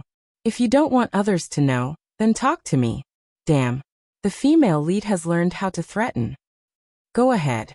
Do you think I'm afraid of you? Lu Ruo. She wants me to talk to her? No. She must be lying to me. Lu Ruo rolled her eyes. Zhuang Qiong, who are you? The system said she didn't come from another world, but she felt that she didn't act like someone from this world. She also asked around. Zhuang Qiong was arrogant and domineering in the past, but she had a sense of propriety. She wouldn't do something like this. Why do you care who I am? You're not Zhuang Qiong, right? Lu Ruo continued to ask. Did you transmigrate or reborn? In novels, transmigrating or being reborn will have a space. Which one are you? I'm a god. Lu Ruo. Crazy? She must be unwilling to tell her. She had to gain her trust first. I'm from the future. No, it should be a parallel world in the future because there was no dynasty in my time. I want to go back, but I need something.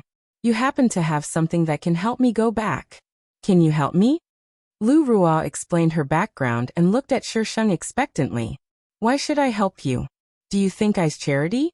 Shouldn't people help each other? She understood what he was saying. She must have come from the future as well. Lu Ruo was a little excited. Shisheng. I didn't expect the female lead to be so naive. I'm kneeling to you. Even in the modern world, people don't dare to help old people. You came to this era to talk to me about helping each other. Stabbing each other twice counts as helping each other? Female lead. Haven't you learned your lesson after such a long palace fight? She was terrified. Shisheng crossed his arms. Then what can you do for me? Lu Ruo was stunned. What can I do for her? Don't you want to go back? Lu Ruo was certain that Shisheng was from the future world. If I can go back, you might be able to too. Helping me is also helping you. This world is too scary. Do you like it here? I quite like it. What's good about this place? Lu Ruo was surprised. She didn't like this place at all. There was no TV, no computer, no air conditioner, and all she had to do was face a group of palace maids and eunuchs and prevent others from scheming against her. She actually said that she liked it? Lu Ruo racked her brains to persuade Shisheng. But you can lose your life here at any time. That's you, not me. Lu Ruo. Lu Ruo recalled what had happened before, and it seemed to be the case. The girl in front of him was extremely powerful. I'm begging you. Can you help me? I've had enough of this place. I want to go home.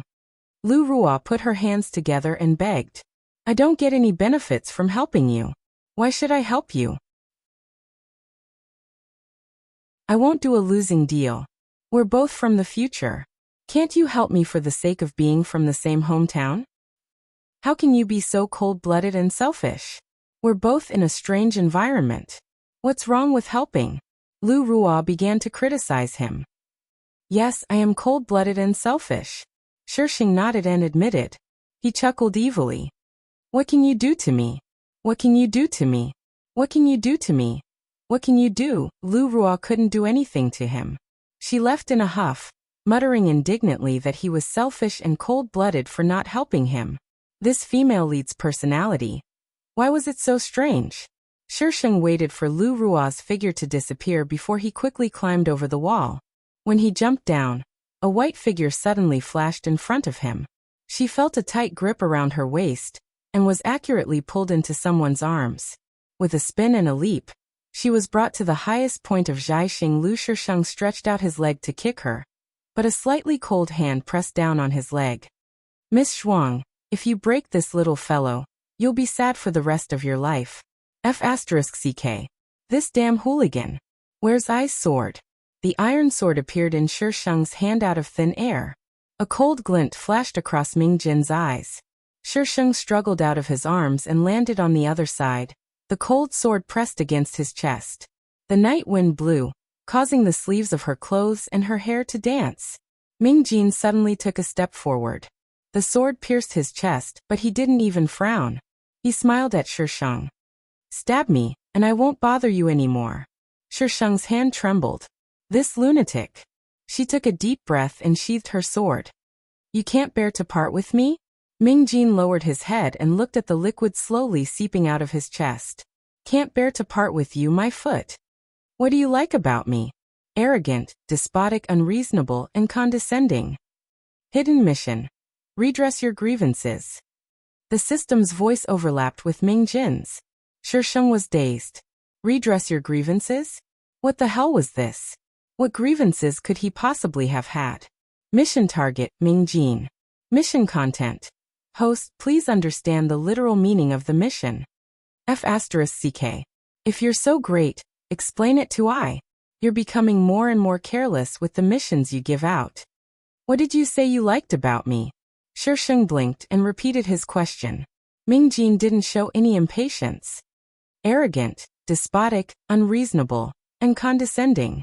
Was he F***king complimenting her? Shouldn't he like I's fair skin, pretty face, and soft body? This idiot. Shisheng jumped down. Ming Jin was startled and hurriedly jumped after her. They landed on the ground at the same time. Ming Jin stared at the iron sword in Shisheng's hand with a dark expression. She had stepped on this sword to come down. Ming Jin saw Shisheng walk toward Stargazing Tower and hurriedly followed. I confess to you. Aren't you going to give me an answer? Shisheng sneered. Who said I have to give you an answer just because you confessed? Ming Jin. Seeing Shisheng enter and close the door, Ming Jin moved in a flash. Just as Shisheng was about to close the door, Ming Jin moved sideways. He grabbed Shisheng's shoulders and spun her around, pinning her against the door. His long legs pressed down on her legs and clamped her hands behind her back. Shisheng's chest heaved slightly. His expression was unfriendly. Ming Jin's gaze was gentle. He bent down and leaned close to Shisheng. Shisheng tilted her head slightly to avoid him. His cool lips landed on her face. Ming Jin pecked her lightly, then slowly moved to the corner of her mouth. Ming Jin, I'll give you one chance. Let go of me. Shisheng said calmly as she stopped struggling. Ming Jin paused. His lips stopped at the corner of Shisheng's lips. He licked them with the tip of his tongue. After repeating this several times, he finally let go of Shisheng. I won't force you. Ming Jin took a step back. But you have to remember that since I've decided on you, even if you don't agree, I still have a way to get you in the end. Is that so? Shisheng wiped the corner of her mouth with her sleeve. What if I die? I'll die with you.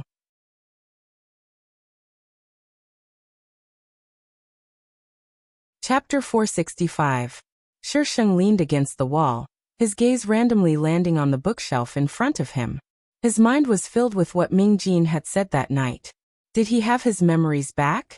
No. Shisheng shook his head. If he had memories, it was impossible for him to not say anything. Then was it an instinct they had developed after experiencing so many worlds? The night she had stripped Ming Jin, she had known that he was Feng Ci. She had sensed a very weak aura from him. It had started in Qin Ji's world. She had sensed it then, but it had been even weaker than in this world. So as they experienced more worlds, the aura would become stronger? Clatter. Something fell to the ground with a crisp sound, interrupting Shisheng's train of thought. She turned to look at the source of the sound. A child was sprawled on the bookshelf, looking at her with watery eyes. When Shisheng looked over, the child immediately turned and ran away. Shisheng. Do I look that scary? What the hell? Shisheng threw the book in his hand onto the bookshelf and got up to leave. However, his hair accidentally caught on the scroll behind him and pulled the painting down. Hiss. Flip's table. Why did he have to choke on cold water when he was unlucky? Shisheng untied his hair and glanced at the place where the painting had been hanging. Shisheng's eyes suddenly lit up. She had only been looking at the books here, but there were also paintings and walls here. Shisheng touched the wall to check, but didn't find anything wrong. She checked all the paintings in the Jade Pavilion, but didn't find anything. What should she do if she wanted to hack the system? F***CKU. What was the Jade Pavilion referring to? Shisheng hadn't made any progress, but at that moment, a rumor suddenly spread. It was about her and Ming Jin. Someone had seen her and Ming Jin meeting in secret. Although she was now the so-called state tutor, in the eyes of these people, she had once been Yuan Sun's concubine. How could she have an affair with another man? This was absolutely not allowed. She would be drowned in a pig cage. That was why memorials to impeach Shisheng were sent to Yuan Sun, as if they didn't cost money. Your Majesty, I've already said that Zhuang Qiong and Ming Jin's relationship is not simple. Last time, Ming Jin spoke up for her, and this time there are such rumors. Yuan Sun tossed the booklet to the side, exhaustion evident between his brows. Western Liang has been restless recently. Has there been any movement from Ming Jin? There were internal and external problems. Before the Zhuang family was settled, Xiuyang's side began to stir again. Your Majesty, no. Keep a close eye on him. Your Majesty, then this matter? Eunuch Da asked tentatively. Yuan Sun rubbed his forehead and said in a cold voice, don't worry about it for now. He did not want to touch that Zhuang Qiong now. He carefully thought about what had happened before. The impenetrable transparent barrier, and the sword that appeared out of nowhere. This woman was very strange. If he could find a way to get rid of both of them, that would be for the best. If he couldn't get rid of it. Rumors spread throughout the palace, and even the commoners outside heard about it. It was already absurd enough for the emperor's concubine to become the state preceptor, and now she was having a private meeting with someone else. Wasn't this just asking people to poke at him behind his back? Even the Zhuang family was being pointed at and gossiped about. If a woman in ancient times did not abide by her virtue, she would definitely be drowned in spittle. Zhuangfu had recently fallen out with the emperor, and was already having a hard time. Now that this matter had popped up, the people in court would definitely take the opportunity to suppress him. Compared to these people who were jumping up and down over this matter, the two main characters, Shisheng and Ming Jin, were much calmer. Ming Jin shut himself in and refused to see anyone. Shisheng spent all day in the Jade Pavilion, trying to see if he could see anything. He couldn't see anything, but he could see a person. Yuan Jing. Yuan Sun's darling. For some reason, this child would also sneak in when Shisheng was in the Jade Pavilion. As soon as Shisheng saw him, he would run away. Son, come here. Shisheng waved at Yuan Jing, who was huddled behind a bookshelf, taking advantage of him in passing. Yuan Jing's eyes widened as he reached out his chubby hand and pointed his index finger at himself. Is there anyone else here? Yuan Jing turned his head to look left and right, then shook his head slightly. He looked at Shisheng, then slowly moved toward him. Why are you looking at me all day? Who knew what this brat was up to? Shisheng sat on the windowsill. Yuan Jing needed to look up at him. You're the state preceptor? Yuan Jing's voice was soft and pleasant. That's right. Shisheng nodded. Then do you know how to catch ghosts? Yuan Jing asked carefully. Catch ghosts? Wasn't this a palace intrigue novel? Why was it a supernatural novel? Who told you that the state preceptor could catch ghosts? It's all recorded in the annals of history. Yuan Jing answered seriously. The state preceptor is an apostle of God. He understands the will of the heavens and brings peace to the country. He exorcises ghosts and suppresses evil. Shisheng, are you talking about the state preceptor? He's a decathlon superhuman, isn't he? If the state preceptor was so awesome, what did he need the emperor for? Yuan Jing asked carefully. Do you know how to? I don't. I became the state preceptor because I wanted to get rid of the identity of Yuan Sun's concubine and get in and out of the Jade Pavilion at will. Ahem, the main thing is that the state preceptor sounds awesome. Yuan Jing lowered his head in disappointment. Shisheng wouldn't meddle in other people's business, so when Yuan Jing left he didn't say anything. But a few days later, he heard that Yuan Jing was ill. He fell ill without warning. He had a fever and was talking nonsense. The Imperial Hospital was helpless. This poor baby. In the plot, Yuan Jing died in the end. It should be about this play. After the female lead went through this play, she would be promoted to a concubine. Then her desire to go home would not be so strong. She would start to focus on palace intrigue and compete with women from all sides. Shisheng sighed. In the middle of the night, he climbed into Yuan Jing's palace. This place was guarded by 3 layers of outer layers. Shisheng spent some effort to get in. When he passed by a side hall, Shisheng suddenly froze. Yulong Pavilion. Who's there? A loud shout came from the front. Where's the person? Strange, are you seeing things? I'll go take a look. They looked around. When they didn't see anyone, they left with strange expressions. On a nearby roof, Mingjin hugged Shisheng and held his breath as he waited for the people below to leave. Why are you here? Mingjin's voice was gentle. I followed you here. Followed me? You're still running around this late at night. You need a flower protector. What do you think, Miss Zhuang? Shisheng raised his brows.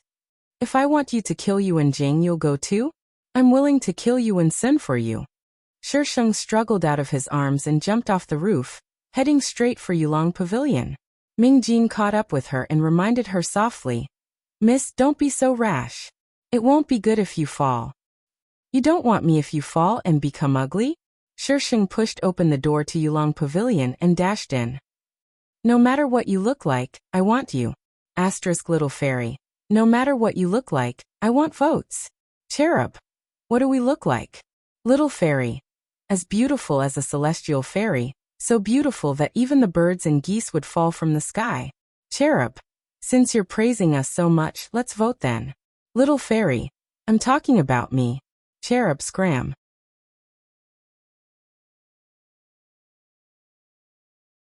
Chapter 466. Shisheng entered the Yulong Pavilion. It was too dark inside, so she could only see the shelves in the room. A faint light shone from behind her, then slowly grew stronger. Mingjin approached Shisheng from behind, holding a luminous pearl in his hand. Shisheng glanced at him. Mingjin smiled gently. His eyes seemed to be covered with a thin veil, making it impossible to see the emotions in his eyes. Shisheng shuddered and shifted her gaze to look around. This pervert! There were many shelves here, on which were all kinds of jade and porcelain. There were also calligraphy and paintings on the side. This must be the collection room. Miss Zhuang, what are you looking for? I can help you find it. Mingjin followed behind Shisheng, holding the luminous pearl. Shisheng didn't say anything, because she didn't know what she was looking for. Shisheng searched the entire Yulong Pavilion, but still found nothing. So she guessed wrong? F***CK. I'm not going to do this stupid mission. Host health points.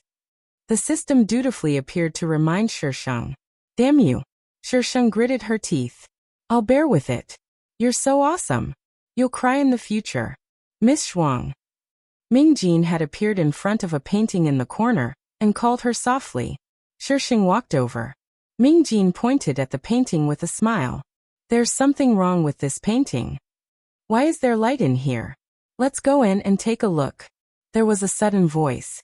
Mingjin put away the luminous pearl, and jumped onto the roof beam with Shisheng in his arms. Creak. The door was pushed open, and a few dark figures filed out from the door. Why is he gone? Look around. If anything happens to the little prince, we won't be able to keep our heads. They spread out and walked in through the door. The roof beam was very small, so Shisheng was almost entirely in Mingjin's arms. His breath hit her ear, soft and warm. Mingjin held Shisheng's head in his hand and suddenly lowered his head, pressing close to Shisheng's lips. Without giving Shisheng any chance to react, he swept across her lips and teeth. Someone happened to be standing below them. Just as he was about to look up, someone called him from afar. He scratched his head and left. The room was plunged into darkness again. Mingjin licked his Shisheng lips and asked in a slightly hoarse voice. Is Miss Zhuang satisfied? Just so. Shisheng pushed him away expressionlessly and jumped off the beam. This idiot. Her kissing skills were so bad. Yet she still had the nerve to ask I. Mingjin rubbed the corner of his lips with his index finger and jumped down as well. Why don't we practice a few more times? I'm sure Miss Zhuang will be satisfied. Shisheng suddenly turned around, grabbed him by the collar and pressed him against the wall. Come, Miss Zhuang. Shisheng inched closer and closer to Mingjin. Mingjin could feel her breathing. However, in the next second, she moved away from him and whispered in his ear, "If you dare to talk nonsense again, I'll kill you. Even if I die, I must drag Miss Zhuang down with me." Mingjin reached out and wrapped his arms around Shisheng's waist. He tightened his grip and said gently, "How could I bear to let Miss Zhuang live alone in this world? I'm willing to let you die alone. It's all right, I won't let you live alone." Shisheng. She really hated this side of Feng Xiai. She wanted to hack him to death. Mingjin let go of her before Shisheng could do anything. He turned around and looked at the painting. He took it down. There was a dent in the back of the painting. Shisheng thought that the shape of the dent looked familiar. In the next second, she saw Mingjin take out a jade pendant and place it in the dent. With a light twist, the bookshelf beside them silently moved aside. Shisheng. So why was the key in this idiot's hands? Mingjin put the jade pendant away. Seeing Shisheng staring at it, he handed it over. Miss Zhuang, are you sure you don't want this as a token of love? It was obvious that this was a prop. Of course she wanted it. Shisheng calmly accepted the jade pendant. Mingjin's gaze was gentle. Miss Zhuang, aren't you going to give me a token of love? I don't have your life or your money. Mingjin closed in on Shisheng and reached out to cup her face. Then I'll take it myself. Shisheng bent her knee and pushed him back. Mingjin hurriedly retreated. Miss Zhuang, a lady shouldn't be so rough. Try touching me again. Shisheng revealed a sinister smile. I promise you'll never forget it. Courtesy demands reciprocity. I gave you a token of love. Shouldn't you give me one? Mingjin was unconvinced. No. Shisheng turned to look behind the bookshelf. This idiot doesn't even look where she is. Flirt your grandpa. There was no secret room behind the bookshelf. There was only a hollowed-out space with several boxes inside. One of the boxes was the largest. Shisheng took it out. It was covered in a thick layer of dust. It had obviously been a long time since anyone touched it. Mingjin stood to the side and looked at her. His gentle gaze was somewhat unreadable. Shisheng opened the box. There was only an imperial edict inside. It was a posthumous edict. Judging from the year, it was written by the emperor's father's father, Yuan Sun's grandfather. The contents of the edict were about the succession of the throne. Yuan. The late emperor's name wasn't Yuan, was it? Mingjin's gaze swept over the edict. He reminded her, let's leave this place first.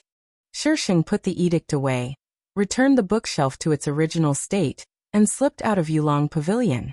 Halfway there, she turned back and found Yuan Jing's bedchamber. After knocking out the person inside, she showed him to Yuan Jing. After leaving the bedchamber, Mingjin said thoughtfully, I didn't expect Miss Zhuang to have a conscience. I don't have one. That thing had long been fed to the dogs. Then why did Miss Zhuang save Yuan Jing? Shisheng raised her chin. I was happy. I was willing. There were thousands of reasons, but they couldn't compare to a single, I was happy. Mingjin walked behind her. As he watched her back, the sound of his heart beating could be heard clearly. It was a feeling he had never experienced before. It was as if he had always lived for her. That heart was beating for her. When they returned to Zhaixing Lu, Shisheng had been locked out by Mingjin, but this fellow had actually climbed in through the window. Shisheng felt that he should seal the window. No, if he sealed it, what would he do when she wanted to climb in through the window? This idiot. Why can your jade pendant open that mechanism? Shisheng took out the edict and asked casually. Do you know who Yuan is? Mingjin sat across from Shisheng. I don't know. Never heard of this name. He's the late emperor's younger brother, the former third prince. The late emperor's younger brother? One person substituted for another. In other words, The late emperor had stolen the throne that should have belonged to Yuan Mo? But what does this have to do with your jade pendant? Aren't you a freaking Western Liang prince? Ming Jin's expression changed slightly. When I was first sent to Dongjin, I lived in the third prince's residence until I was 4 years old. Shisheng narrowed his eyes. He had been sent to Yunin Temple 16 years ago, and had only returned to the capital a year ago. Then what happened 16 years ago? Come on, let's act. Please vote.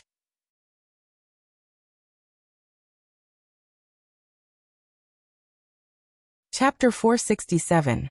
Ming Jin told him that Yuan Mo was a very amiable person. Whether it was to his own people or to a foreign hostage like him, he was very good to him. But 16 years ago, he was suddenly sent to Yunin Temple on the grounds that he was possessed and his life was in danger. At the time, Ming Jin was still young and didn't understand. He could only do whatever those people told him to do. He didn't have many memories of that period. What he knew was slowly uncovered later on. Yuan Mo's entire family was executed for treason. Shisheng propped up his chin, his gaze landing on the somewhat old imperial edict. If Yuan Mo had this imperial edict, he should have taken it out if he wanted to become emperor. He couldn't have rebelled after so many years of the previous emperor's ascension, right? The previous emperor had been in power for more than 30 years, so why did he only rebel after more than a decade? Or was it that the previous emperor had never known about this edict, but found out later on? This seemed to be the only explanation that made sense. You're telling me just like that? Aren't you afraid that I'm on Yuan Sun's side? Shisheng collected his scattered thoughts and looked at Ming Jin with a half-smile. Ming Jin's eyes were filled with gentleness that one couldn't help but indulge in. He stared at Shisheng for a few seconds, then slowly said, "Then I'll overturn his empire." "Since you have the ability, why are you still here?" Ming Jin's eyes sparkled.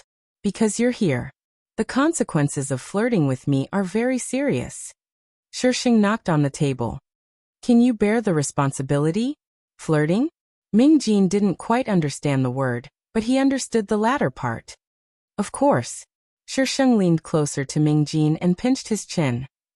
"But if you're my man, you have to listen to me and do as I say." "I promise I'll do as you say, except in bed." Shisheng released his grip with a look of pity. "That's a pity. You have to listen to me in bed too, so we're not suited for each other. Let's meet in the next world." Her scalp tingled at the thought of being together with someone who was full of evil tricks and would plot against her at any time. Ming Jin frowned, a look of struggle in his eyes. In the end, Ming Jin didn't say anything and got up to leave. Sure enough, men had a different kind of obsession in bed.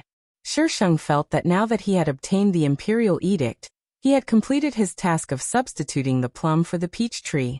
After all, the mission didn't ask her to overturn Yuan Mo's case. As expected, the royal family was full of scandals.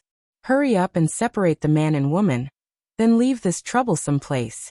Because the little prince's illness was gradually improving, Yuan Sun was both worried and happy. She had been with her baby for a few days. "Imperial father, I don't want to drink anymore." Yuan Jing's small face wrinkled into a ball. "Don't mess around." Yuan Sun scolded and personally fed him the medicine. "How can your body recover if you don't take the medicine?" Yuan Jing could only drink the medicine with a bitter face. "Father, I don't want to live here anymore."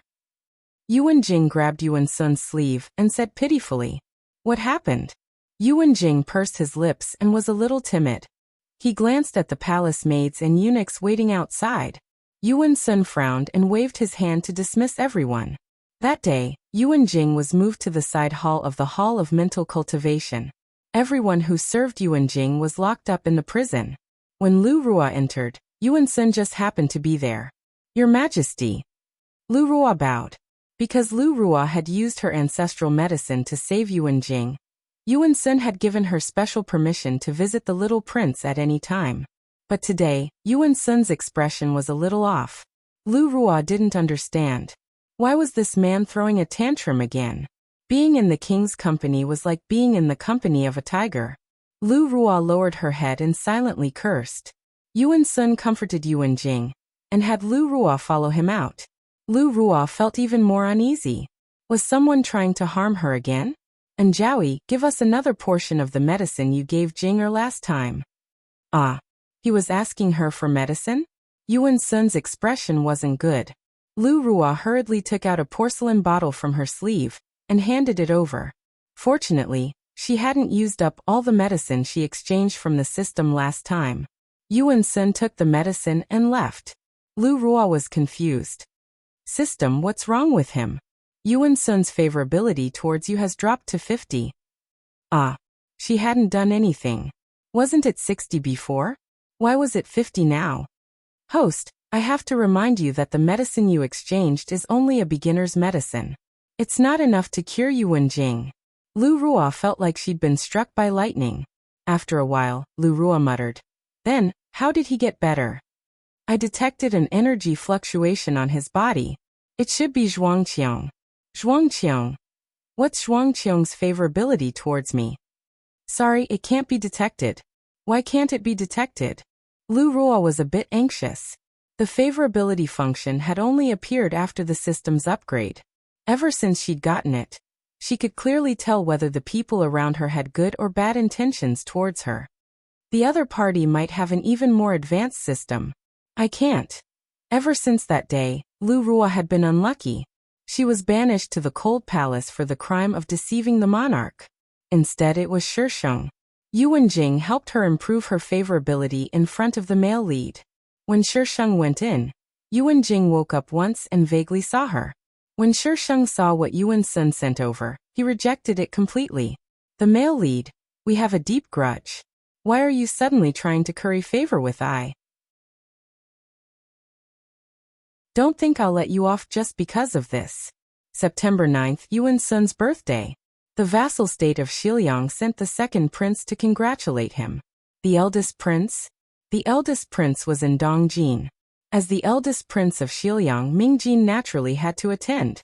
As for the state preceptor, Shisheng was honored to have a seat there, probably because Yuan Jing had improved her favorability again. Of course, Shisheng didn't know this. She only thought that the male lead might have gone crazy. Otherwise, he was plotting something. Shisheng's seat wasn't high, but it wasn't low either. Mingjin sat diagonally across from her, his head lowered. Who knew what he was thinking? Shisheng thought that he was quite pitiful. He couldn't return to his own country, so he had to be a hostage here. State preceptor. Yuan Jing swayed his small body, blocking Shisheng's view. What? Shisheng looked up at him. Yuan Jing clenched his fists and bowed solemnly. Thank you, state preceptor, for saving my life. Shisheng. This brat was muddle-headed and still recognized people? Not bad. How is the little prince going to thank her? His Majesty actually made her the state preceptor. Why didn't the memorial we submitted have any effect at all? What do you know? She's very strange. Maybe she really has some skills. The strange happenings at Jiaxinglu were spreading through the streets and alleys. There were stories about how you couldn't enter the door, how you couldn't find your way out, and how there was always a white shadow floating around Jiaxinglu at night. Some people said that a demon lived in Jiaxinglu, while others said that a god lived in Jiaxinglu. She had made up one novel after another. Asterisk White Shadow Mingjin. You're the ghost. Your whole family are ghosts. Is there a ghost as handsome as me? Shisheng haha. Mingjin.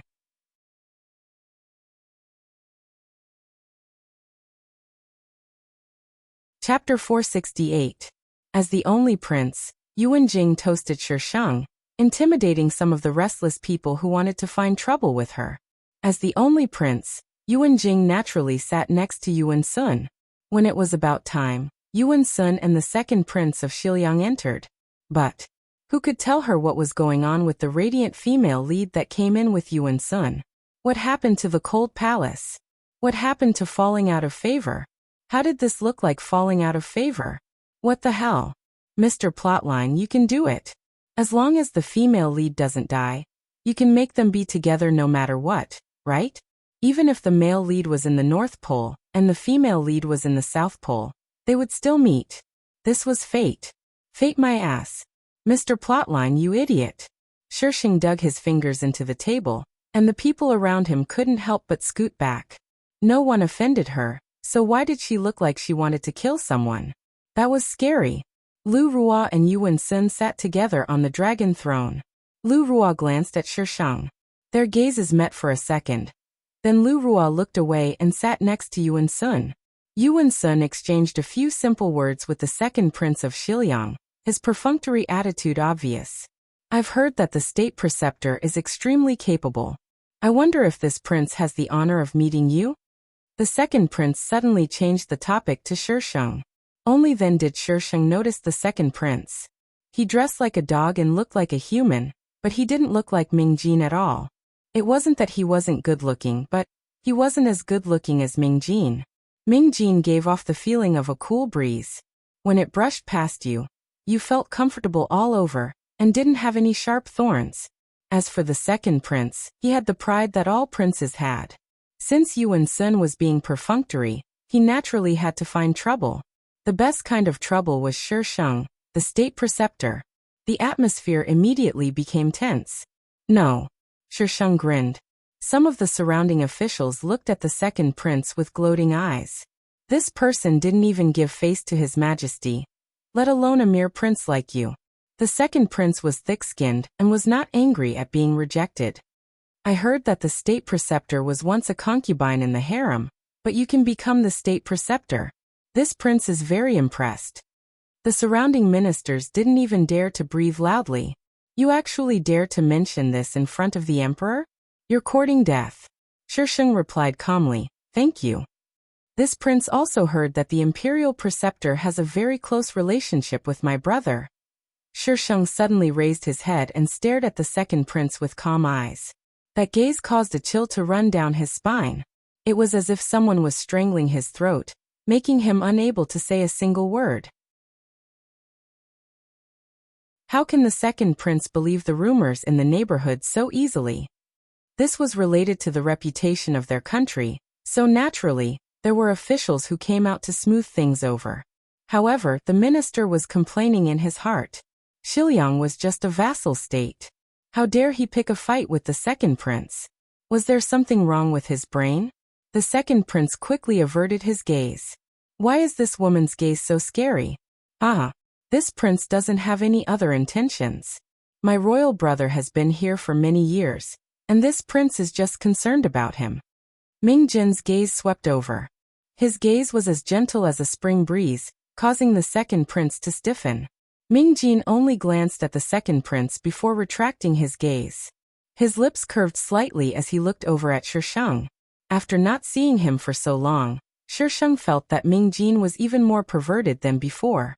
The second prince covered his lips with his fist and coughed twice to cover up his embarrassment. Today this prince has brought a special birthday gift. He clapped his hands, and people immediately carried in an object half the height of a person covered by a red cloth. The second prince stood up and walked to the center of the room.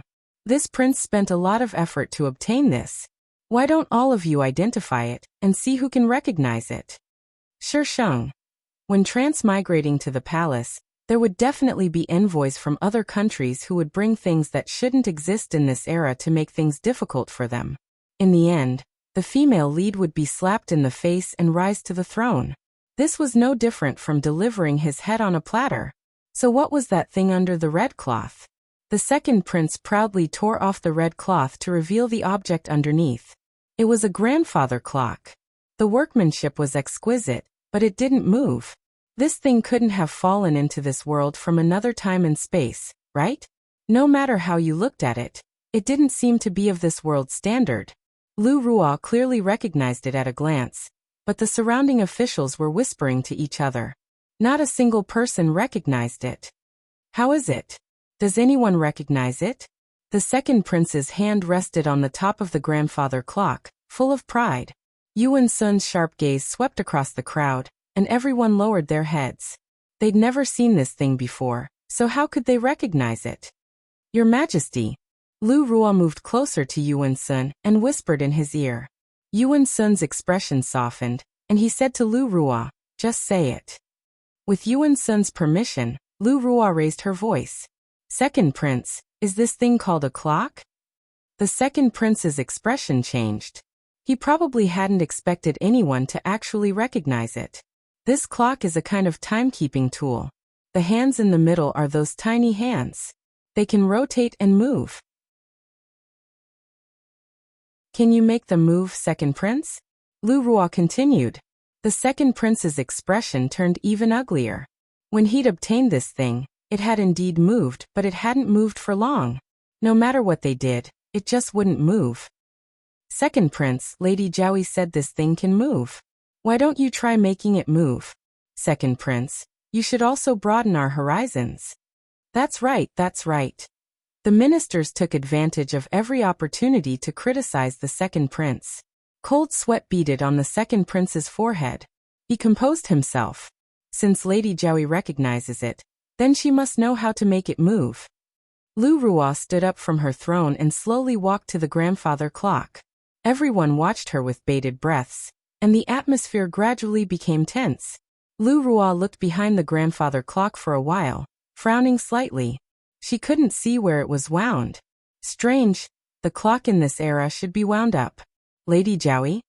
The second prince finally breathed a sigh of relief when Lu Ruo didn't move. Looking at her calm expression, he really thought that she knew. As long as she couldn't make it move, he wouldn't lose face. Lu Ruo's eyes turned, and she suddenly looked at the Shisheng. This humble girl has little talent and knowledge. Lord State Preceptor is experienced and knowledgeable.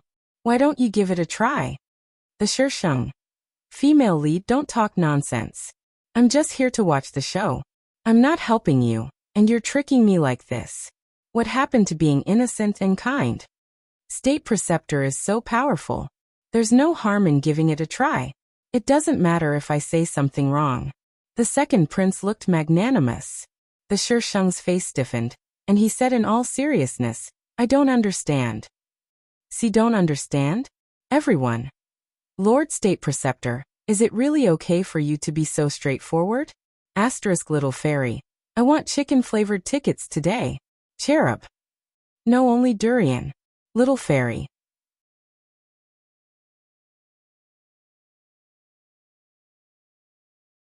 Chapter 469. State Preceptor. This concerns the reputation of the nation. If you know, don't hide it. The minister beside him suppressed his fear and stepped forward to speak to Shisheng. If I don't understand, I just don't understand. Their voices weren't soft, and everyone in the hall heard them. Lu Ruo knew, but she couldn't say anything. State Preceptor, are you looking down on this prince's gift?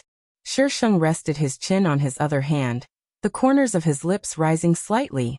Mingjin knew that she was about to say something unpleasant, so he looked at the second prince sympathetically. Do you know what this thing is called? Didn't her ladyship Jiaoyi mention it just now? The second prince didn't know what Shisheng was up to. This thing is called a clock. Shisheng's smile grew even brighter. You're giving a clock to someone on their birthday. Are you going to change your name and acknowledge the thief as your father? Give a clock, send off the dead. Those with quick reflexes understood and stared at the second prince with unfriendly expressions. But State Preceptor, what are your words? What do you mean by acknowledging the thief as your father? The second prince didn't understand. Why can't I give a clock? Of course you can. I didn't say you couldn't. The second prince scoffed, ignoring the looks his people were giving him. He said disdainfully, if you can't make it turn, don't change the subject. Shisheng's eyes curved. If I make it turn, how about you promise me something? What is it? The second prince frowned. It's not difficult. Just go outside and run around Vermilion Bird Street naked. Everyone. That's not difficult. The second prince gritted his teeth. What if you can't make it turn? Shisheng didn't care. You can state your conditions. The second prince weighed the pros and cons and wanted to back out. This woman was so confident that she might really be able to make the clock move. This? Shisheng looked at him with a half-smile. Anger rose in the second prince's heart. If he admitted defeat, he would be embarrassing Western Liang. Perhaps this woman was just bluffing to scare him. He'd asked so many people to make it turn, but they hadn't. He didn't believe that she could. The second prince made up his mind and gritted his teeth. Fine. Bring it here, Shisheng ordered the second prince. Lord Imperial Advisor, You're so arrogant. The second prince was so angry that his face turned green. Forget it if you don't want to move. The second prince was speechless. The second prince ordered his men to carry the clock to Shisheng, and Shisheng ordered his men to put it down. Shisheng took out a few Nanfu batteries and opened the cover at the bottom. He dug out the batteries that were already oxidized and put them in. Tick-tock, tick-tock, tick-tock, a crisp voice rang out in the hall. Shisheng raised his chin at the second prince, indicating for him to help him up. Lu Ruo was stunned. It's actually a battery? How could there be something with batteries in this era? This was too illogical. The Shisheng expert had a cold expression on his face. This was very scientific. He could say that it had fallen from another parallel dimension. After all, if you can pass through, why can't the items pass through? Right. In the virtual world, one's imagination was the most important thing. It's not like I'm playing with your sister. A few people lifted the clock, and the ticking sound became even clearer. The second hand was moving very quickly. Everyone had different expressions. The hall was silent, and only the ticking of the clock could be heard. When is the second prince going to run naked? Shisheng asked with a smile, cupping his face with his hands. Who doesn't know how to be pretentious? I'm the ancestor of the pretentious world. The second prince was speechless. Lord Imperial Advisor, don't joke with the second prince. Yuan Sun broke the silence. After all, it was his vassal state. He couldn't go overboard. Who's joking with him? Shisheng's lips twitched. Today, either he goes by himself or I do it. But if I do it, I don't know if he'll be able to return to Western Liang alive. Yuan Sun shouted coldly, Lord Imperial Advisor. What are you shouting for? Shisheng dug his ears. I'm not deaf. The hall fell eerily silent again. No one dared to speak. Wherever the Lord Imperial Advisor was, there would be war. He was a walking biological weapon. As a man, once a promise is made, it's hard to take it back. Is the second prince thinking of going back on his word? Shisheng saw that the second prince didn't say anything, so he added, Who wants to go back on his word? Let's run. Yuan Sun couldn't stop him even if he wanted to. He could only watch as the second prince ran naked on Vermilion Bird Street. Fortunately, the sky was getting dark, and there weren't many people on Vermilion Bird Street. Not many people knew that the second prince was running naked on Vermilion Bird Street with his head covered. However, the officials' gazes became very subtle. They were secretly pleased. Who told you to be so smug? Now you've failed, haven't you? The second prince couldn't stand those gazes. He left early and went back to the relay station to lick his wounds. Once the second prince left, the other officials began to present Yuan Sun with gifts. Gifts for the emperor didn't have to be the most expensive. They only had to be expensive and unique. After the gifts were given, it was time for singing and dancing, and a drunken stupor. Shisheng left the banquet first and went outside to get some fresh air. Suddenly, a hand reached out from behind and pressed on his shoulder, pulling him into the fake mountain nearby. Shisheng reflexively pulled out his sword and stabbed forward with lightning speed. Hiss! Mingjin looked at his arm, which had been cut by the iron sword, and felt a little helpless. Miss Shuang, can't you be a little gentler? Who told you to sneak attack me? Shisheng withdrew the iron sword. Her gaze paused on Mingjin's arm. It was very easy to see the white clothes and blood, even in the dark. I've thought about it. Mingjin casually bandaged his arm. I can agree to Miss Shuang's suggestion last time. Shisheng. No, we won't agree. We really won't agree this time. Goodbye. Shisheng turned to flee, but Mingjin quickly grabbed her and pressed her against the fake mountain. His smiling voice carried a hint of dominance. Miss Shuang, it's too late to back out now. Shisheng had nothing to lose. You'll agree even if you're down there? Mingjin bent down and buried his head in her neck, gently biting it. As long as I can be with you, I'm willing to do anything. Shisheng's heart trembled. The ticklish feeling on her neck made her feel a little irritated. We've only met a few times. Don't you think this kind of relationship is very strange? You're different. Mingjin hugged her even tighter. From the moment I saw you, I knew you were different. He suddenly chuckled. In the past, I didn't believe in past lives. But when I saw you, I kept feeling that we'd been together before, and that we should be together in this life. No one can stop us. Shisheng's heart skipped a beat. His memories, were they recovering? The system should have been clear about his memories every time. In the past, he'd only felt a sense of familiarity after she'd sent her spiritual energy into his body. But now, he felt a sense of familiarity even though she hadn't sent her spiritual energy into his body at all. The system was about to lose control of Feng Xiai. Shisheng didn't know why, but this thought popped into his head. She had always understood that there were many people in this world who were so powerful that it made one's hair stand on end. She was not the only one, but only one of them. She was different from some people. She was more cold-blooded and selfish, and more unafraid of death. That was why she stood taller than them. So Feng Xiai, are you also one of them?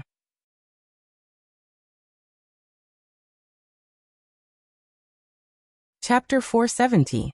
Shisheng licked his dry lips and gazed calmly into the darkness in the distance. The two of them embraced each other in a strange yet intimate position. After a long while, Shisheng pushed him away. Let me think about it. Mingjin leaned in and quickly pecked her on the lips. No matter what your answer is, don't even think about running away. Shisheng. Think about it, my ass. No. She wanted her adorable Feng Xiai.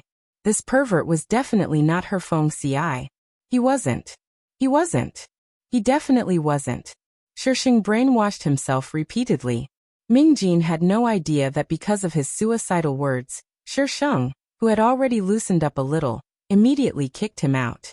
Mingjin had sensed that she wasn't that repulsed by him earlier, but in the blink of an eye, she was once again in a state of stay away from me, or else I'll hack you to pieces. Mingjin was dumbfounded. Was his confession not vivid enough? When Shisheng returned, he discovered that the Imperial Guards had actually surrounded the entire hall. It had been fine when they left, but how long had it been? Shisheng was still dumbfounded. What was this? Was this a rebellion? What are you doing? Mingjin pulled Shisheng from behind as she walked forward. Going in to watch the show, Shisheng said with a straight face. Let go. Mingjin frowned. The Zhuang family is rebelling. Are you courting death? Oh, the Zhuang family actually dared to rebel. Mingjin. She wasn't from the Zhuang family? She actually looked like she was taking pleasure in his misfortune. How do you know that the Zhuang family is rebelling? Shisheng suddenly realized that she didn't even know that the Zhuang family was rebelling. I know a lot. If Miss Zhuang agrees, I can tell you a lot of things. Curiosity killed the cat, Shisheng said calmly. Mingjin was defeated. How could he have fallen for such a difficult woman? I'll go take a look myself. Shisheng rushed out of Mingjin's line of defense and into the hall amidst the clamor of the Imperial Guards. Master! Mingjin was pulled back by Ji Yuan, who had come out from the side. You can't go in. What kind of bewitching potion did that woman give his master? Don't you know what's going on inside? He actually wanted to rush inside. Let go. Master! Ji Yuan stomped his feet in anger. He wanted to kill that woman. Mingjin's usually gentle face actually showed some coldness in the flickering firelight. Ji Yuan knew that Mingjin was angry. He gritted his teeth and released Mingjin. Mingjin immediately rushed in the direction of the hall. Ji Yuan stood where he was, gnashing his teeth in anger. Master, what do you mean by this? Several shadows appeared behind Ji Yuan. What do we do now? Do you want to fight? Master didn't say anything. All units are on standby. Ji Yuan disappeared into the night, leaving behind a circle of confused black shadows. The situation in the hall was very tense. Zhuangfu brought his henchmen to arrest Yuan Sun's men. When the Shisheng rushed in, the people inside panicked for a moment. When they saw who it was, they calmed down. Shisheng was a member of the Zhuang family. She couldn't possibly help him deal with the Zhuang family, right? Mingjin stepped in after Shisheng. The sudden appearance of two people had already attracted the attention of the people in front of them. Zhuangfu glanced in Shisheng's direction, then waved a hand at someone. Shisheng walked unimpeded to the center of the hall. Zhuangfu only glanced at her, then clasped his hands behind his back and said to Yuan Sun.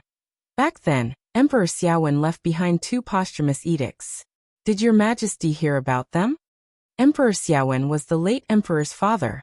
Shisheng raised his brows. The Zhuang family actually knew about the posthumous edicts? Yuan Sun's expression darkened. Lord Zhuang, what are you saying? Lord Zhuang, rebellion is a heinous crime. Even if you ascend the throne today, you will still be reviled by the world. Zhuangfu sneered. Back then, the late emperor passed down a fake edict to seize the throne. None of my colleagues knew, right? Yuan Sun's throne came from an illegitimate background. I'm helping him ascend the throne. How can this be considered rebellion? What? Passing down a fake edict? That's impossible. The late emperor was the crown prince back then. It's normal for him to inherit the throne. Don't forget about Emperor Xiaowen's most favored third prince. Perhaps this really is possible. Lord Zhuang, since you said you have a posthumous edict, then take it out for everyone to see, someone said loudly. Zhuangfu was well prepared. He had someone bring out the posthumous edict. The contents of the edict conferred the late emperor the title of King Ping. He was given land in Jinbei, and was not allowed to return to the capital without an edict. Elder Lin, take a look. Is this Emperor Xiaowen's handwriting? There were several senior officials present. They took turns passing down the edict. It is indeed Emperor Xiaowen's authentic handwriting, several senior officials whispered to each other. Now the officials' expressions were colorful. There were many secrets about the imperial family. It wasn't as if this had never happened before. Back then, the third prince was very favored. At the time, many people wondered if Emperor Xiaowen would pass the throne to the third prince. After all, the third prince was more suitable for the throne than the crown prince. But in the end, the crown prince ascended the throne.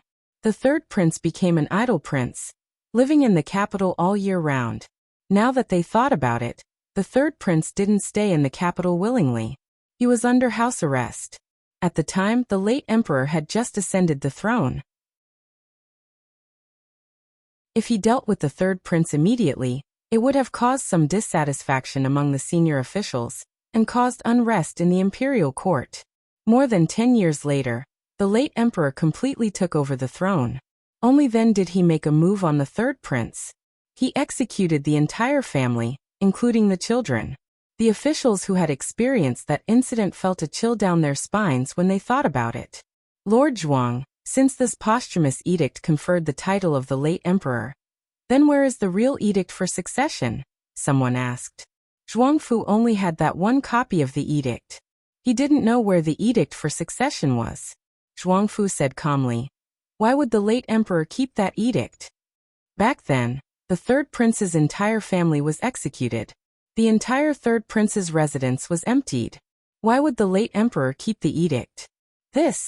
Could this little evidence prove that the late emperor faked the edict? The third prince suffered an unjust injustice. Today I am seeking justice for the third prince.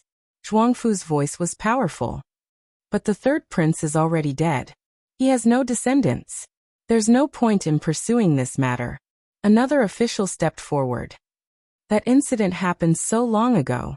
It has nothing to do with His Majesty. Lord Zhuang, why are you harping on the past? Who said the third prince has no descendants? Lord Zhuang sneered. Everyone looked at each other. The third prince had descendants? Zhuangfu suddenly looked at Shisheng. Shisheng, why did he have a bad feeling about this? Xiaoqiong is the third prince's descendant. Uft. The hall fell into an eerie silence. Shisheng's expression changed. Sorry, I couldn't help it. She was the third prince's daughter? Damn it, then wasn't she and Yuan Sun scared?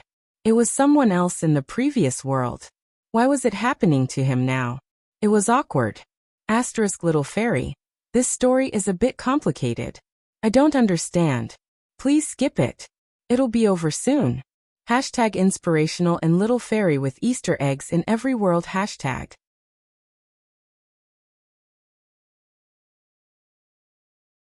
Chapter 471. The male lead, who had been silent all this time, swept his sharp gaze over Shisheng and broke the silence. As far as we know, the third imperial uncle only had one son. He never had a daughter. That's right. How could the third prince have a daughter? Lord Zhuang, Don't spout nonsense. The third prince's child died a long time ago. We saw him being buried with our own eyes. How could he still be alive and become a woman? Wave after wave of questions flooded the room. However, Zhuangfu remained calm. The third princess consort raised Xiaoqiong as a boy. Naturally, outsiders didn't know she was a girl. All right, that was a reasonable explanation. Then how do you explain coming back from the dead? Zhuangfu cleared his throat. If the third prince hadn't done that, do you think he would have been able to keep his only child? Everyone looked at each other. This is the princess consort's jade pendant. I'm sure everyone recognizes it. Zhuangfu took out another object. It was similar in appearance to the jade pendant Shisheng had received from Mingjin, but the patterns were different. Some people passed it around to look at it, and there was another round of whispers. Every prince had 2 special jade pendants. After a prince got married, one of them was given to his first wife as a symbol of her status. Anyone could have gotten this jade pendant. It was possible that someone had taken advantage of the chaos to get the jade pendant. Don't you know what this jade pendant represents? No prince or princess has ever lost it. If the jade exists, the person lives. If the jade is destroyed, the person dies. Do you have any other evidence besides this, Lord Zhuang? Do you expect us to believe your one-sided story and a jade pendant? Shisheng looked at the group of people debating with an amused expression. However, this also explained why Zhuangfu was so insistent on her giving birth to a child. She was a girl, so there was no way she could inherit the throne. Only by giving birth to a boy could Zhuangfu push the boy onto the throne. Zhuangfu had probably started this coup because he had fallen out with Yuan Sun and had no other choice. The third prince and the late emperor didn't have the same mother. In Yuan Sun's generation, their blood relationship was even weaker. It should be possible for the third prince to have a child with Yuan Sun. I have a witness, Zhuangfu shouted. The argument immediately stopped. Zhuangfu ordered someone to bring in a witness. There were 2 of them in total. One of them was the nanny who had delivered the baby, and the other was the maid who accompanied the third princess consort when she was married. Later, she was chased out of the prince's mansion for stealing and escaped. The midwife confirmed that it was indeed a girl back then. Because Wang Fei was afraid of losing favor with a girl, she deliberately hid the fact that it was a boy from third Wangye. The dowry maidservant was chased out of the Wang Fu. Wang Fei asked her to find someone to dig up the child after the burial, and take the child away from here. However, she did not expect that by the time she arrived, the child was already gone. Recently, Zhuangfu came to find her. Only then did she know that the third prince had also secretly looked for Zhuangfu to ask for his help. The truth behind her departure was known by all the people who served third Wangye and Wang Fei. Third Wangye was probably afraid that someone would leak the secret, so he went to Zhuangfu. She was originally a woman disguised as a man. Zhuangfu only needed to restore her to her female form and raise her at home for a few years. Girls in ancient times were rarely seen by outsiders, so naturally, no one suspected anything. Back then, third Wangye had no intention of rebelling at all. It was the late emperor who forced third Wangye into a dead end. In the end, he even labeled third Wangye a traitor. Old officials back then, don't you know what kind of person third Wangye was? As soon as Zhuangfu said this, some of the old officials wavered. These people were all neutral back then, but they were wise to protect themselves. If they really had to choose, third Wangye was naturally more suitable for the throne. We can help reverse the verdict regarding third imperial uncle's matter. Yuan Sun took a step back. If what Lord Zhuang says is true, we can make Zhuangqiong empress, and we will not pursue Lord Zhuang's matter today. The throne should have been third Wangye's. What right do you have to sit there? Today, I'm taking back what belongs to third Wangye. Zhuangfu was clearly unwilling to back down. Zhuangfu only had a proper title. To put it bluntly, he was still forcing the emperor to abdicate. Today he was going to drag Yuan Sun down. Yuan Sun narrowed his eyes, a dangerous glint in them. Shisheng pursed his lips. Zhuangfu, you're still too naive. Would the male lead let you jump around so easily? The male lead was clearly stalling for time. Father, why don't you kill him first? Shisheng egged Zhuangfu on. Everyone. What are you trying to do? Is the emperor someone you can kill just because you want to? Yuan Sun glared at Shisheng. This woman was indeed on their side. Zhuangfu looked at Shisheng in confusion. Shisheng kindly explained. If you wait any longer, his men will come. When that time comes, you'll be the one in jail. Zhuangfu was enlightened by Shisheng. He waved his hand. Kill. Anyway, he had a name. As for how these people died, he just needed to find a reason. The imperial guards surrounding Yuan Sun immediately rushed over. However, halfway through, they suddenly turned around and attacked Zhuangfu's group together with Yuan Sun's men. Shisheng shook his head. He knew it would be like this. If you can instigate a rebellion, so can others. However, Zhuangfu's reaction was a little unexpected. He didn't panic at all. The tightly shut palace windows were forcefully broken open. Countless men in black jumped in and joined the battle. Zhuangfu looked at Yuan Sun through the chaotic crowd and sneered.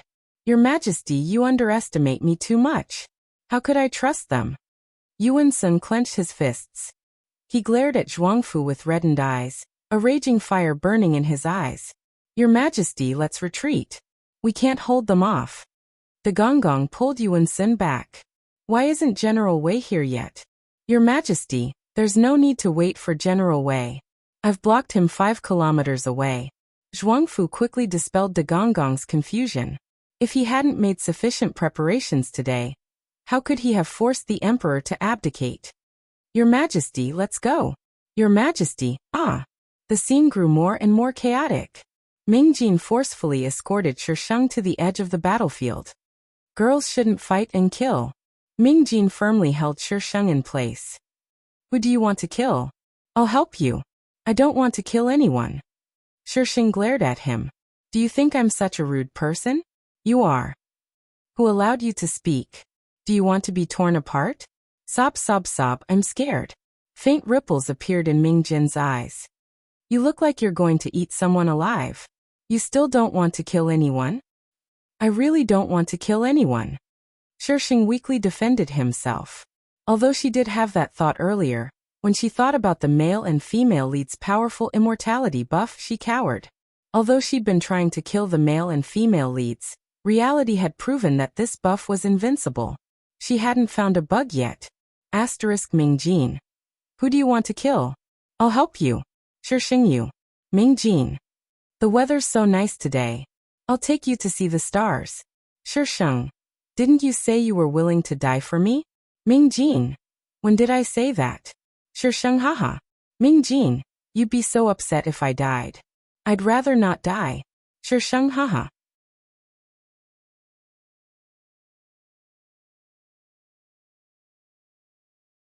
Chapter 472. Ever since that night, Shisheng hadn't seen Ming Jin again. The male and female leads had run away in the end. Shisheng felt that only villains who could defeat the male and female leads were true villains. Zhuangfu deserved to be cannon fodder. If it had been her, she would have killed the two of them that night. She didn't believe that someone could fly to save them. Well, that wasn't impossible either. After all, luck was something that couldn't be seen or touched, but it was a very awesome thing. Because of such a big thing, she didn't even care when the second prince of Western Liang left. Zhuangfu definitely couldn't ascend the throne, and Shisheng, his shield, didn't do anything. Zhuangfu could only push Yuan Jing onto the throne. All that talk about helping the third prince clear his name was nonsense. Zhuangfu's true goal was to control the court. Yuan Jing was just a child under his control. What could he do? Shisheng still held the title of state preceptor, and spent his days either eating or sleeping. She no longer planned on doing missions. This is the first time the system has seen such a willful host. Another winter. Shisheng stood at the highest point of Zhaixinglu, watching the sounds of fighting in the distance. He hadn't expected that Ming Jin would charge him before the male and female leads had returned. In less than a year, the court had been shaken twice. Shisheng pulled his cloak tighter around him. How cold! The first thing Ming Jin did after ascending the throne was to clear the third prince's name. The second thing was to marry the eldest princess of Western Liang. Shisheng was stunned when he heard this news. You've dug your own grave, haven't you? The system's icy voice seemed to be gloating. Shisheng was only surprised for a second before regaining his composure. The host wouldn't want to kill Feng Xiai and perish together, right? The entire palace was covered in red silk. The wedding procession traveled from Yangxin Palace to Zhaixing Lu. Shisheng wasn't surprised at all. When did you find out? The system was even more excited than Shisheng. When I received the posthumous edict. Shisheng watched as the wedding procession drew closer and closer. The true son of the third prince was Ming Jin. Back then, the Empress of Xiliang gave birth to a pair of twins. In order to protect the prince, she sent the baby girl to East Jin as a hostage. Because the third prince and the Emperor of Xiliang had a personal relationship, he promised to help them hide the truth. However, in order to protect his child, the third prince had no choice but to exchange their identities. At the time, Zhuang Qiong and Ming Jin had both been drugged and their faces were covered in red spots. They were about the same age and height. The third prince claimed that the disease was contagious, so naturally, no one dared to take a closer look. Ming Jin was sent to Hidden Cloud Temple as a hostage. Zhuang Qiong faked her death and was sent to the Zhuang family to regain her identity as a woman. As for Weiyang Palace, it was the bedroom of Princess Royal of Xiliang. Zhuang Qiong was the Princess Royal of Western Liang. Ming Jin had always known, but he had never said anything. Shisheng looked down at the handsome man who was a complete stranger. Her lips tugged into a smile. Look. Even his appearance was fake. Host, please calm down. He had no choice but to hide this. Why are you so nervous? I didn't say anything. If not, why did you take out your sword? Ming Jin stood outside Zhaixing Lu in his red wedding robes. The red wedding procession was like a red plum blossom blooming in the white snow. Ming Jin looked up at Shisheng standing on Zhaixing Lu. No matter what, he had to have her. Shisheng jumped down from Zhaixing Lu and landed lightly on the courtyard wall. You already knew? Ming Jin's voice was a little hoarse, and there was a slight tremor in it. Shisheng smiled. What do you think? When did you find out? I even received a letter from Yulong Pavilion. Perhaps Yuan Mo's conscience was uneasy, for he had written this down. Ming Jin was silent for a moment. I must marry you today. That depends on whether you have the ability. Ming Jin's eyes darkened. Just as he was about to grab Shisheng, countless arrows suddenly shot in from the outside like raindrops. Shisheng's iron sword flashed in the air, blocking a few arrows. The iron sword in his hand suddenly enlarged. Shisheng stepped on the iron sword and charged toward the arrows. Zhuang Qiong. Host. Two voices rang out at the same time, but Shisheng's figure didn't stop. Shisheng returned to the system space and stood silently in front of the screen. A scene played on the screen again and again. Yuan Sun snuck in with his men, ready to kill Ming Jin. Shisheng forcefully killed Yuan Sun, and the plane suddenly began to crumble. The scene was very shocking. It was as if a mirror had been shattered, and all the scenes shattered. Darkness surged in from the outside, corroding the world. The last thing Shisheng saw was Ming Jin running toward her. The light and shadow parted, and she was already standing in the system space. Host, due to your actions, you will be imprisoned for 48 hours. Shisheng twisted his neck, but didn't say anything. The scene around her slowly changed, finally forming a small circular room. There was nothing in the room, only a sheet of white. The kind of white that would cause snow blindness if one looked at it for too long. Shisheng leaned against the wall and sat down. Kill the male lead, and the plane collapsed. How interesting. Even if the plane collapsed, she would only be imprisoned for 48 hours. I thought there would be some terrible punishment. At that moment, the system was complaining to its master. Master, look at her. Look at what she's thinking. I can't stand her. The figure on the screen was still blurry. The information she shared with you was only what she wanted you to know. The system recalled the smug look on her face when it scanned its host. Recently, she could even tell what it was thinking. This host was practically going to heaven. Master, why is she so repulsed by Feng Xiai in this plane? They were clearly the same person, and she admitted that she liked him, but why couldn't she accept him? It really couldn't understand its host's brain. Because she's afraid. Afraid? Afraid of what? What was there to be afraid of? The system was even more confused. She's probably afraid that she'll fall in love with Feng Xiai. That kind of Feng Xiai had a fatal attraction to her, but she's too rational. She'll nip that bud clean. Don't choose that kind of target in the future. The more you force her, the more rational she'll be. Reality proved that the host's words were completely untrustworthy. Master really understood her. Sob, sob, sob. Master, please protect me. Shi Sheng was released after being imprisoned for 48 hours. The system didn't waste any time and showed him his information. Name, Shi Sheng. Moral points. 192000 life points. 20 caused the plane to collapse. Life points halved. Points, 30,000 mission grade. B mission points, 40 hidden mission. Failed hidden mission reward. None side mission. Failed side mission. None for 1,000 points deducted. Item list. Queen's crown. Ghost King's heart. Dark Knight. Shi Sheng looked at the terrible information and sighed. His moral points were actually deducted by more than 30,000 points. The male lead's head was really valuable. But it felt good to kill him. The dark host was really scary. Do you want to enter the next plane? Initializing transfer. Asterisk. The 15th plane was completed. This plane was to deduct points. Ha ha ha.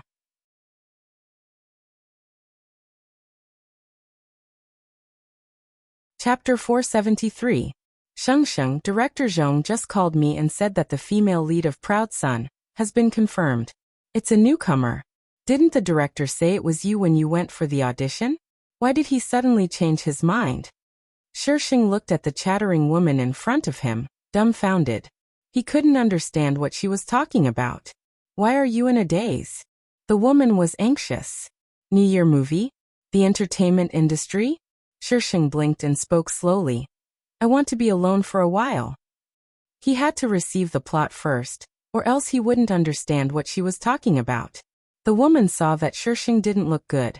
Thinking about such a big thing. She must be upset too. I'll call and ask. Don't think too much. There's no official press conference yet. Nothing is certain yet. The woman patted Shi Sheng's shoulder and walked out of the room with her phone. Shi Sheng got up and locked the room before receiving the plot. This was a revenge story about rebirth in the entertainment industry. The female lead, Wen Xiao, had a failed marriage in her previous life. Thinking that she had married a good man, she gave up her career and everything for him. Only when she died did she realize that she had married a jerk. The female lead was reborn to the time when she had just entered the entertainment industry. After her rebirth, the female lead naturally had to work hard and stand at the top of the entertainment industry. Because of the opportunity in the future, the female lead grabbed a lot of good resources, and with her acting skills, she became famous overnight.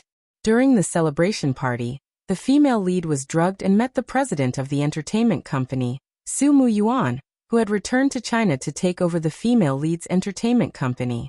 The two naturally got together. The next day it was all over the news. The male lead thought that it was a publicity stunt by the female lead. At first he didn't like the female lead, but later on, he was attracted to the female lead.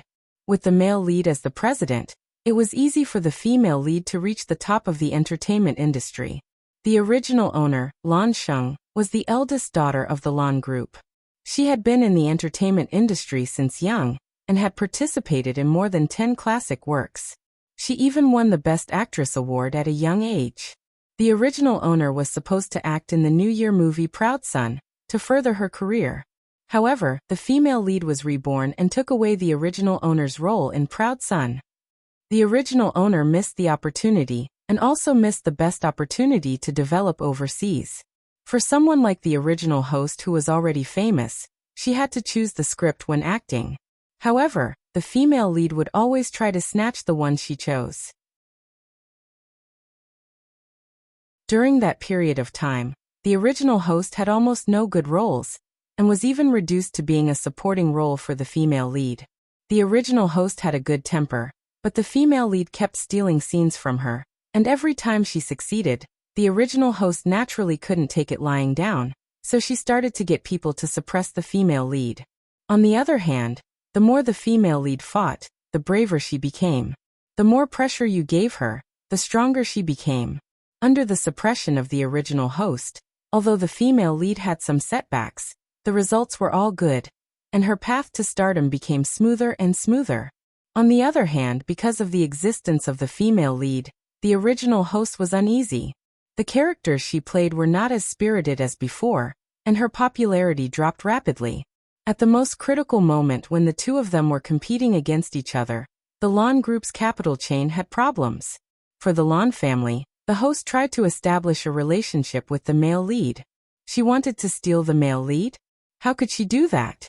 For the sake of her man, the female lead immediately started a catfight. The host, who was already mentally and physically exhausted, couldn't concentrate after being angered by the female lead. She fell off the horse while acting and was hospitalized. While she was hospitalized, the female lead announced her engagement with the male lead, and their relationship was officially established. At this point, there was nothing left for her to do. In the end, the original host married an old man, but the Lan Group still couldn't escape this disaster. The original host's only relative, her brother Lan Qing, died in a car accident because of the Lan Group and her. The original host died of dystocia. On the day she gave birth, the female lead also gave birth. The two of them were sent to the same hospital, but there was only one doctor who didn't perform the surgery. The male lead had power and influence, so naturally he pulled the doctor to the female lead. When the doctor finished delivering the female lead, the original host couldn't hold on any longer. She died on the operating table, and the child didn't survive either. The original host had two wishes. The first was to protect the Lan Group and Lan Qing. The second was to take revenge. It was fine that the female lead stole her role, but in the end, when she gave birth, she was pushed into the operating room. But under the male lead's order, she was thrown into the operating room for a few hours. After receiving the plot, Shisheng sighed. This plot, it was all a plot point. F***CK, is this the only hospital? The city was so big, and there were so many hospitals. Did it have to be there to give birth? Even if the male lead sent the doctor to the female lead, he could have just changed to another hospital. Why wouldn't he change? Were all their brains eaten by zombies? In order to make the evil female lead die a miserable death, the author really went all out. The time she came was the crucial time for the female lead to steal the New Year's movie Proud Son. The female lead was able to steal the movie because she got in touch with the movie's scriptwriter, Ai Weici. That was how she got the lead role. It wasn't impossible for her to steal it back now, but that would be boring. Forget it. The original host's manager was called Chen Yuan. She was known as the gold finger in the industry. She managed many people, but the only person she managed was the original host. Many people in the industry envied the original host for having such a good manager. This manager was quite good to the original host. When the original host was in trouble, she tried to find connections to help her. However, the original host had already offended the male lead.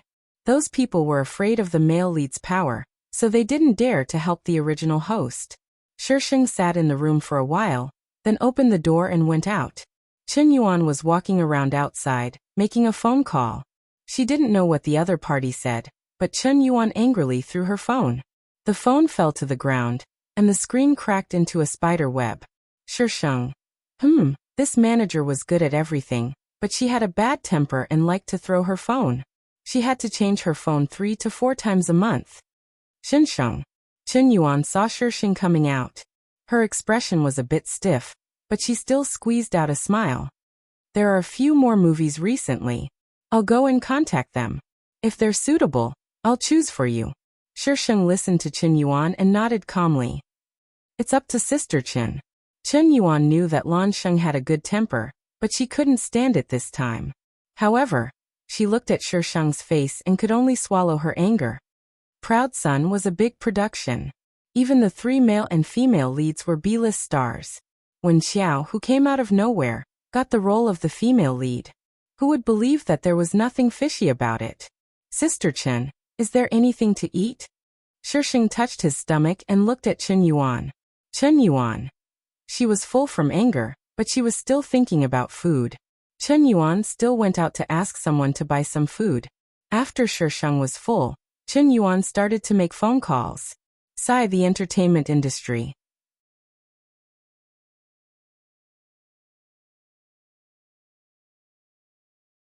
Chapter 474. Shi Sheng had no interest in the entertainment industry.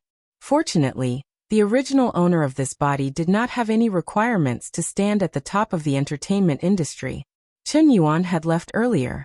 Shi Sheng was bored and switched the TV channels.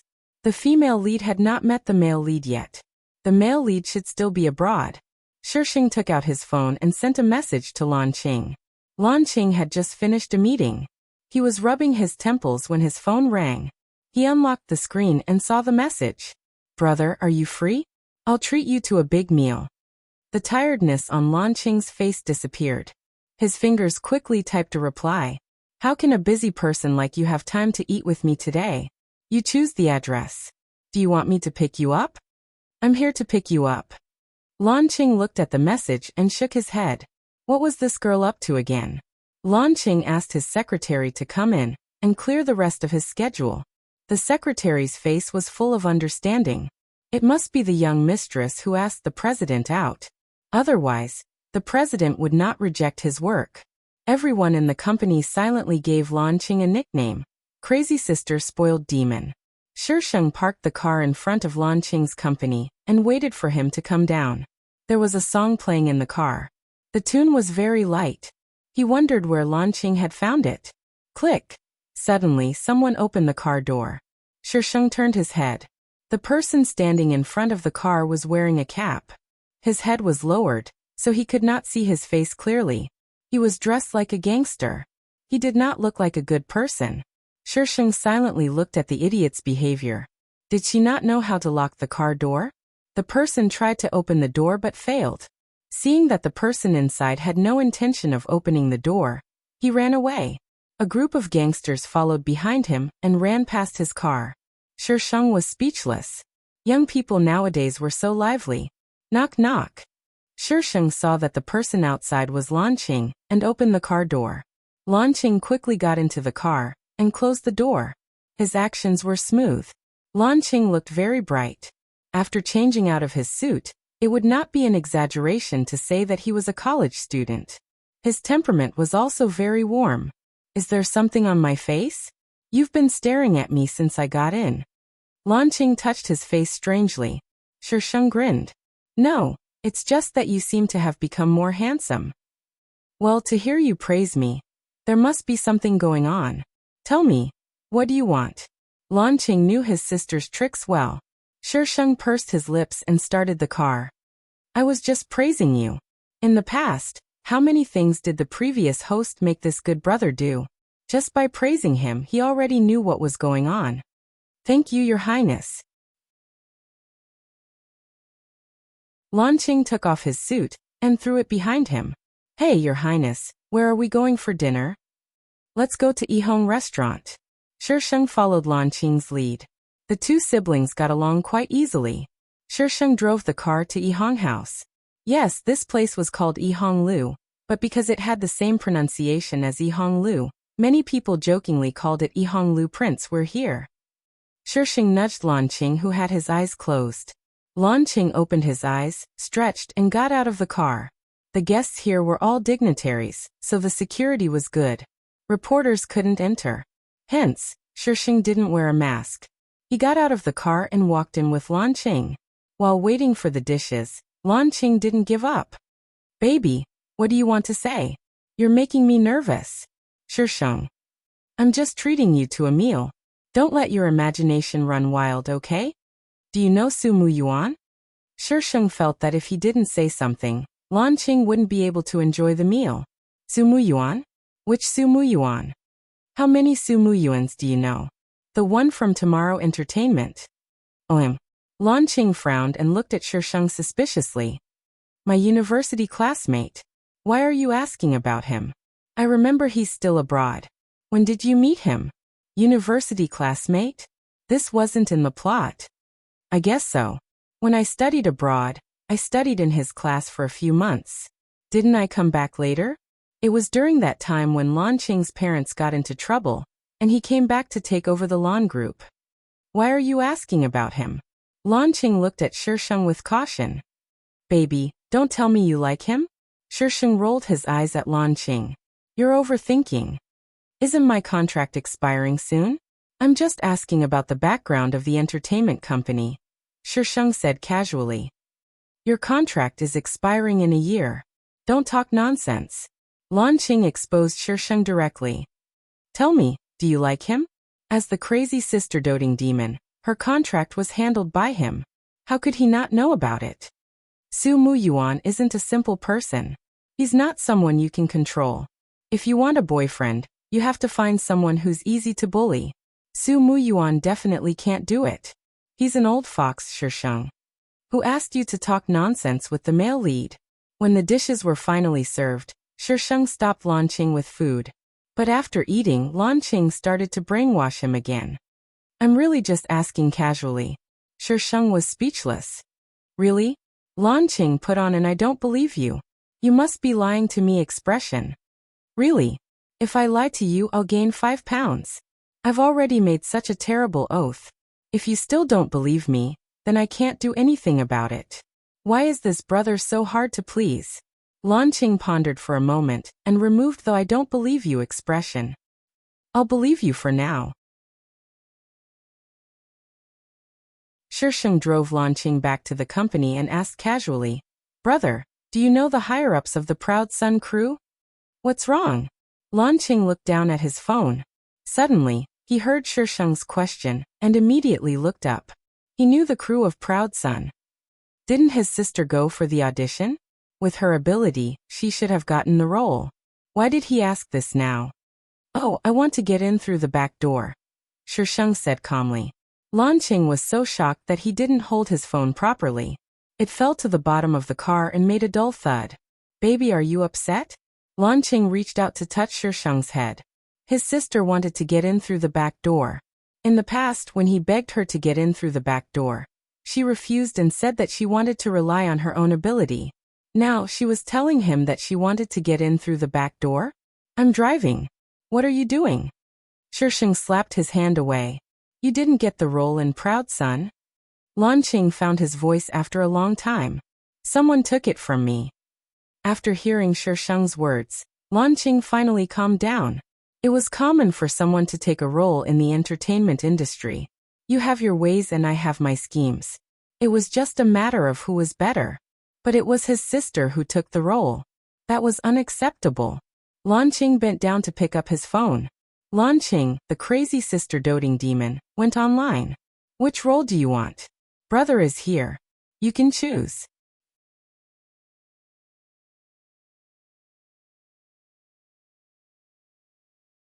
Chapter 475. With Lan Qing's help, Chen Yuan quickly received a call from the cast of Proud Sun, asking Shisheng to audition for the second female lead role. Chen Yuan hung up the phone and was confused. Are the cast of Proud Sun stupid? They want you to be a foil for a newcomer. Sister Chen time. What time?